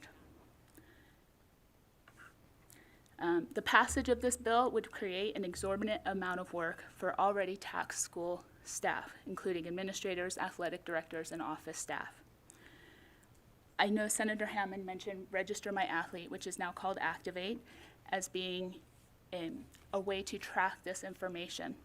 Currently, Activate is a student registration, and coaches' information is not held in the system. So that would we would have to go to the developer of Activate and have to develop a special portal or portion of Activate to be able to do this. This type of change would be costly. It would take time. And while rosters are held within Activate, students that register for a sport don't always try out. So it would be cumbersome for a coach or an athletic director to have to track who is showing up to tryouts to make sure they can track that number. And thank you for your time. Thank you very much. We'll go right ahead to Mr. Anderson. Just please state and spell your name for the record. Thank you, Madam Vice Chair. Paul Anderson, P-A-U-L-A-N-D-E-R-S-O-N. I am with the Maupin, Cox, and Lagoy Law Firm in Reno, and I represent the NIAA. I'm just going to kind of address a couple of points that have been addressed, but maybe iterate on them a bit more. First of all, the fifth year of eligibility, although it is a law that typically will sunset probably in 2 to 3 years, depending on how that the bill is read as it currently is. There are significant issues with that. Some of those have been raised by questions here. We do have academic rules. Typically, if a student's coming back for a fifth year, they're going to have an issue with their academic eligibility. If they flunked a class the prior semester, they're going to be ineligible to participate the next year until they've, for a period of, I believe it's 9 weeks, until they bring up those grades based on a first grade check. So there's issues with that. There's issues concerning, as Mr. Nelson indicated, we require that a student maintain 2 units of credit, which would be 4 classes. And if students have already taken most of the classes that are offered, that's going to be an issue for our schools. So, and then finally, the age limit rules. We do have an age limit rule that prohibits any student athlete from participating in any sport in which they turn age 20 during the actual season. So those are issues. I addressed this issue with a colleague of mine who's the legal counsel in Kentucky. They had the fifth year issue placed on them last year, and I asked him what happened. He basically indicated there were a lot of kids who came back and played football, and when football was over, they dropped out of school. So that was the effect of what happened, at least in that particular state. So there's a lot of concerns with respect to that issue that I think you need to take into consideration. And then moving to the other part of the bill, as Ms. Lotz indicated, we have regulations that are in place and have been in place for some time, since club sports really became a thing, probably a little over a decade ago, that address this exact issue. So I'm just not sure why it is we now have to make it a statute. Awareness, certainly that's a point, but a regulation is already in place. So you would be creating another law on top of a law that already basically exists. If a family or a student or anybody has any issue with a coach requiring them to participate on their club team or their off-season team, that's an issue they can always bring to us. They are aware of that. It's a part of our regulations, which any student athlete needs to be aware of what our regulations are, and I think most of them are. So that's already in place, and I don't know why you would want to create yet another law on top of law that already exists. Thank you. Briefly, we have a quick question for you. So I don't want to sound like the broken record here, but 10 years ago when I was on the NIA, I know that we had someone sitting at the table that represented the coaches. So did you get feedback from the coaches? What are the coaches saying or thinking about this potential bill? Thank you, Donnie Nelson, for the record. Thank you, Assemblyman Koenig, our coaches. Well, interesting dynamic, right? Because I can tell you that there may be coaches right now interested if this were to happen, and I'll give you the example of a particular team that just won its second consecutive state football championship. Through the realignment process, because of the success, they were going to be moved up to a higher enrollment or higher enrollment division of competition for the next realignment cycle. And it is very possible that that coach, if something like this were to happen, say, look, of my 22 seniors, my 22 starters on offense and defense, 20 of them were seniors and they're graduating. If we want to be competitive again, I'm going to tell all those students, don't graduate, don't walk across the stage. We've got another chance to win a championship if you all come back. So from a coaching perspective, who wouldn't want the NCAA, idea of multiple years? Within a school setting, from a principal through an athletic administrator, director, or secretary, through teachers, absolutely not. They don't know how they would engage these students into a year of classroom settings that otherwise they don't know. But the other side is too, we do also have coaches that are looking forward. If they are interested in a team that's moving on, sometimes you have good years, sometimes you have not so good years.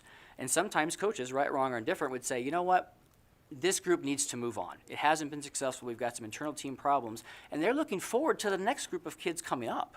And if students were to say, hey, coach, I've got this opportunity to come back, I'm coming back, that coach isn't going to have the opportunity to say, I want to start fresh with a new group of juniors becoming seniors or sophomores moving into juniors and to be a young varsity team possibility.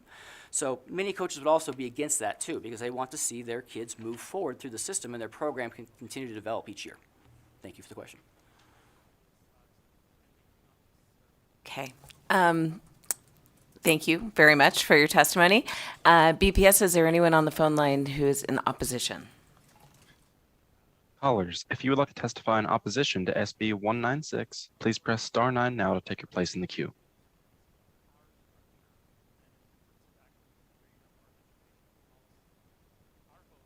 Chair, there are no callers choosing to provide opposition testimony at this time. Okay, thank you very much. And with that, we'll move on to neutral. Is there anyone here in neutral? Not seeing anyone. BPS, is there anyone on the phone lines in neutral? Callers, if you would like to testify in neutral for SB 196, please press star 9 now to take your place in the queue.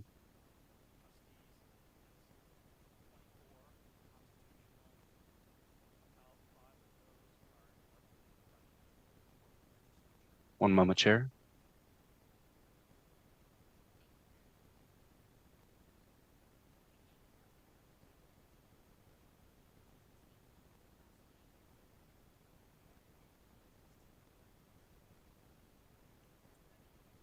Caller with the last 3 digits 977, you're unmuted on our end. Please go ahead. Hello, I'm sorry. I had pressed star 6, but I was in opposition. I understand you're in neutral now, so I believe that I missed my chance. You can go ahead. We'll just indicate that it's for opposition. Go ahead when you're ready. Thank you, Madam Chair, esteemed committee members. And I thank you, Madam Chair, for that. Linda Cavazos, Linda Cavazos, testifying today in opposition to SB 196 and speaking today as an individual. However, I will disclose I am the District G trustee for CCSD and am a current member of the NIAA Board of Control. Although I appreciate the good intentions of Senator Hammond's bill, I have concerns specifically about legislation attempting to regulate issues which are already being regulated by NIAA in regard to club sports and associated complications. Additionally, Section 7, which provides for a 5th year of high school eligibility, presents scenarios which need further evidentiary data regarding projected numbers of schools, students who would be eligible for these additional 2 semesters of playing time. The possibility of an unexpected number of student athletes returning must be considered, along with the very real situation already occurring with students being held back for the primary purpose of playing another year in their chosen sports. I am a huge advocate of athletics being a huge incentive for our students to remain invested in their education, but I do not feel that this bill should be passed in its current form. There is not enough established data to justify it, but at the same time, could create some serious repercussions for the primary goal of graduating our students in the most optimal time frame possible. For the reasons stated, I ask you to vote no on SB 196. I thank you for the time and for your accommodation. Thank you. Thank you for your testimony. With that, we will go back to neutral. Is there anyone on the phone lines, BPS in neutral? Chair, there are no callers choosing to testify in neutral at this time. Okay, and Senator Hammond, if you'd like to make some closing comments, you are welcome. Thank you, Madam Chair. I will. I appreciate the opportunity to make closing comments. I will address them. I tell you, I sat here and I listened to this, and it takes a lot to get me upset. And quite frankly, that's where I'm at right now. I'm not happy with the testimony that I heard in opposition. I've never heard anybody, if I ever need anybody to give sort of a doomsday scenario on how bad something can be, I will ask Mr. Nelson to do that, because I've never heard anybody come out and say, hey, why don't we ask for $4.9 million and we can have some enforcement because we can have compliance officers. Well, this has been going on for many, many years. And perhaps if he would have asked for dollars many years ago, we wouldn't have this problem. And by the way, you cannot stack a law on top of a law. If the law is not a law, it's a regulation. And we do that often in this body when we feel like something isn't being done to its full potential and coming to fruition. And so we do put something in statute because we want to enforce it. And that's what I'm asking to do here. I'm tired of having parents call me up time and time again and tell me that this is what's happening with their coaches, and they go to administration or they go to somebody and they talk about how they're being asked to participate in club or AAU and nothing's happening. If this has been a regulation for a long time, then how come it's still going on? Why is it going on? What we're attempting here to do is to put into place, as Assemblywoman Hardy mentioned, the part of the bill that says that every student is going to be receiving something that says this is a law, more knowledge is power, so we can stamp this out of high school athletics. And again, you guys all came up with questions about 20 years of age. We already have a regulation. You can't play when you're 20 years of age. No one's ever going to get to 20 years because this is only going to, basically the junior class is the last class to be able to take advantage of that sunset. One breath, you heard testimony from Mr. Nelson saying that this will cause some students to flunk out on purpose, and then in the next breath, Mr. Anderson said that if you flunk out, then you'd be ineligible to play. Right? So that seems like a really strange incentive to flunk out because you still be ineligible. I mean, we believe fundamentally that we should try and provide avenues for our students to participate in athletics because that's why we have them in schools. Or else why do we have them in schools? Take them out. Be like Europe. In Europe, there's no sanctioned sports in schools. They have them all club. I don't want to get to that. I want to try and keep school athletics in schools and have everybody participate. That's the hub of activity for some of these small towns. And I'd like to keep it that way. And so I bristle a little bit when the suggestion is that this particular bill will end all. It'll just completely implode the athletic system that we have in place. No, we'll get through this. COVID was not the fault of those student athletes, and yet they had to go through that. What we're doing is we're trying to, apply an avenue for them to actually be able to participate if they have to come back. You had a legitimate question, that is, if you are, if you have full credits and you're ready to graduate, would you be able to come back and participate in athletics? I think that's a great question, and I will get to the bottom of that because I think that's a legitimate question. Other than that, I don't think that this scenario is going to corrupt the athletic system that we have it in place right now. I've seen several regulations become law because we wanted to strengthen them to make sure that people understood exactly how we feel as a body and as a state. And as far as those those seniors right now, it's going to be too hard to ask them to flunk out right now. You can't ask them to flunk out. Besides, if they do flunk out, we already know they're ineligible for the next year. So I just don't see that scenario happening either. So if you have any questions, that's the way I kind of wrapped up the whole testimony I heard in opposition. Thank you very much for your testimony. And I think we have some members who will be reaching out to you. I think Assemblywoman Torres, Assemblywoman Taylor, to work on some little tweaks we'll Look go forward from to there. it. Thank you. All right. Thank you. With that, I will close the hearing on SB 196 and move to our last agenda item, which is public comment. Is there anyone here in Carson City who would like to make public comment? Not seeing anyone. Anyone on the phone lines, BPS, to make public comment? Chair, the line is open and working, but there are no callers choosing to provide public comment at this time. Okay, well, that brings us to the final thing, which is to wish our colleague, Assemblyman Koenig, a very happy birthday. So we're not going to sing just because we're not going to. No, but I'm sure many people have sang to you, and but I hope you have a very happy birthday, and we look forward to celebrating with you this weekend, some of us, when you take us to your district to see All Things Fallon. So with that, we will adjourn. Our next meeting is Tuesday, May 9th at 1:30. See you then. Thank you. This meeting is adjourned.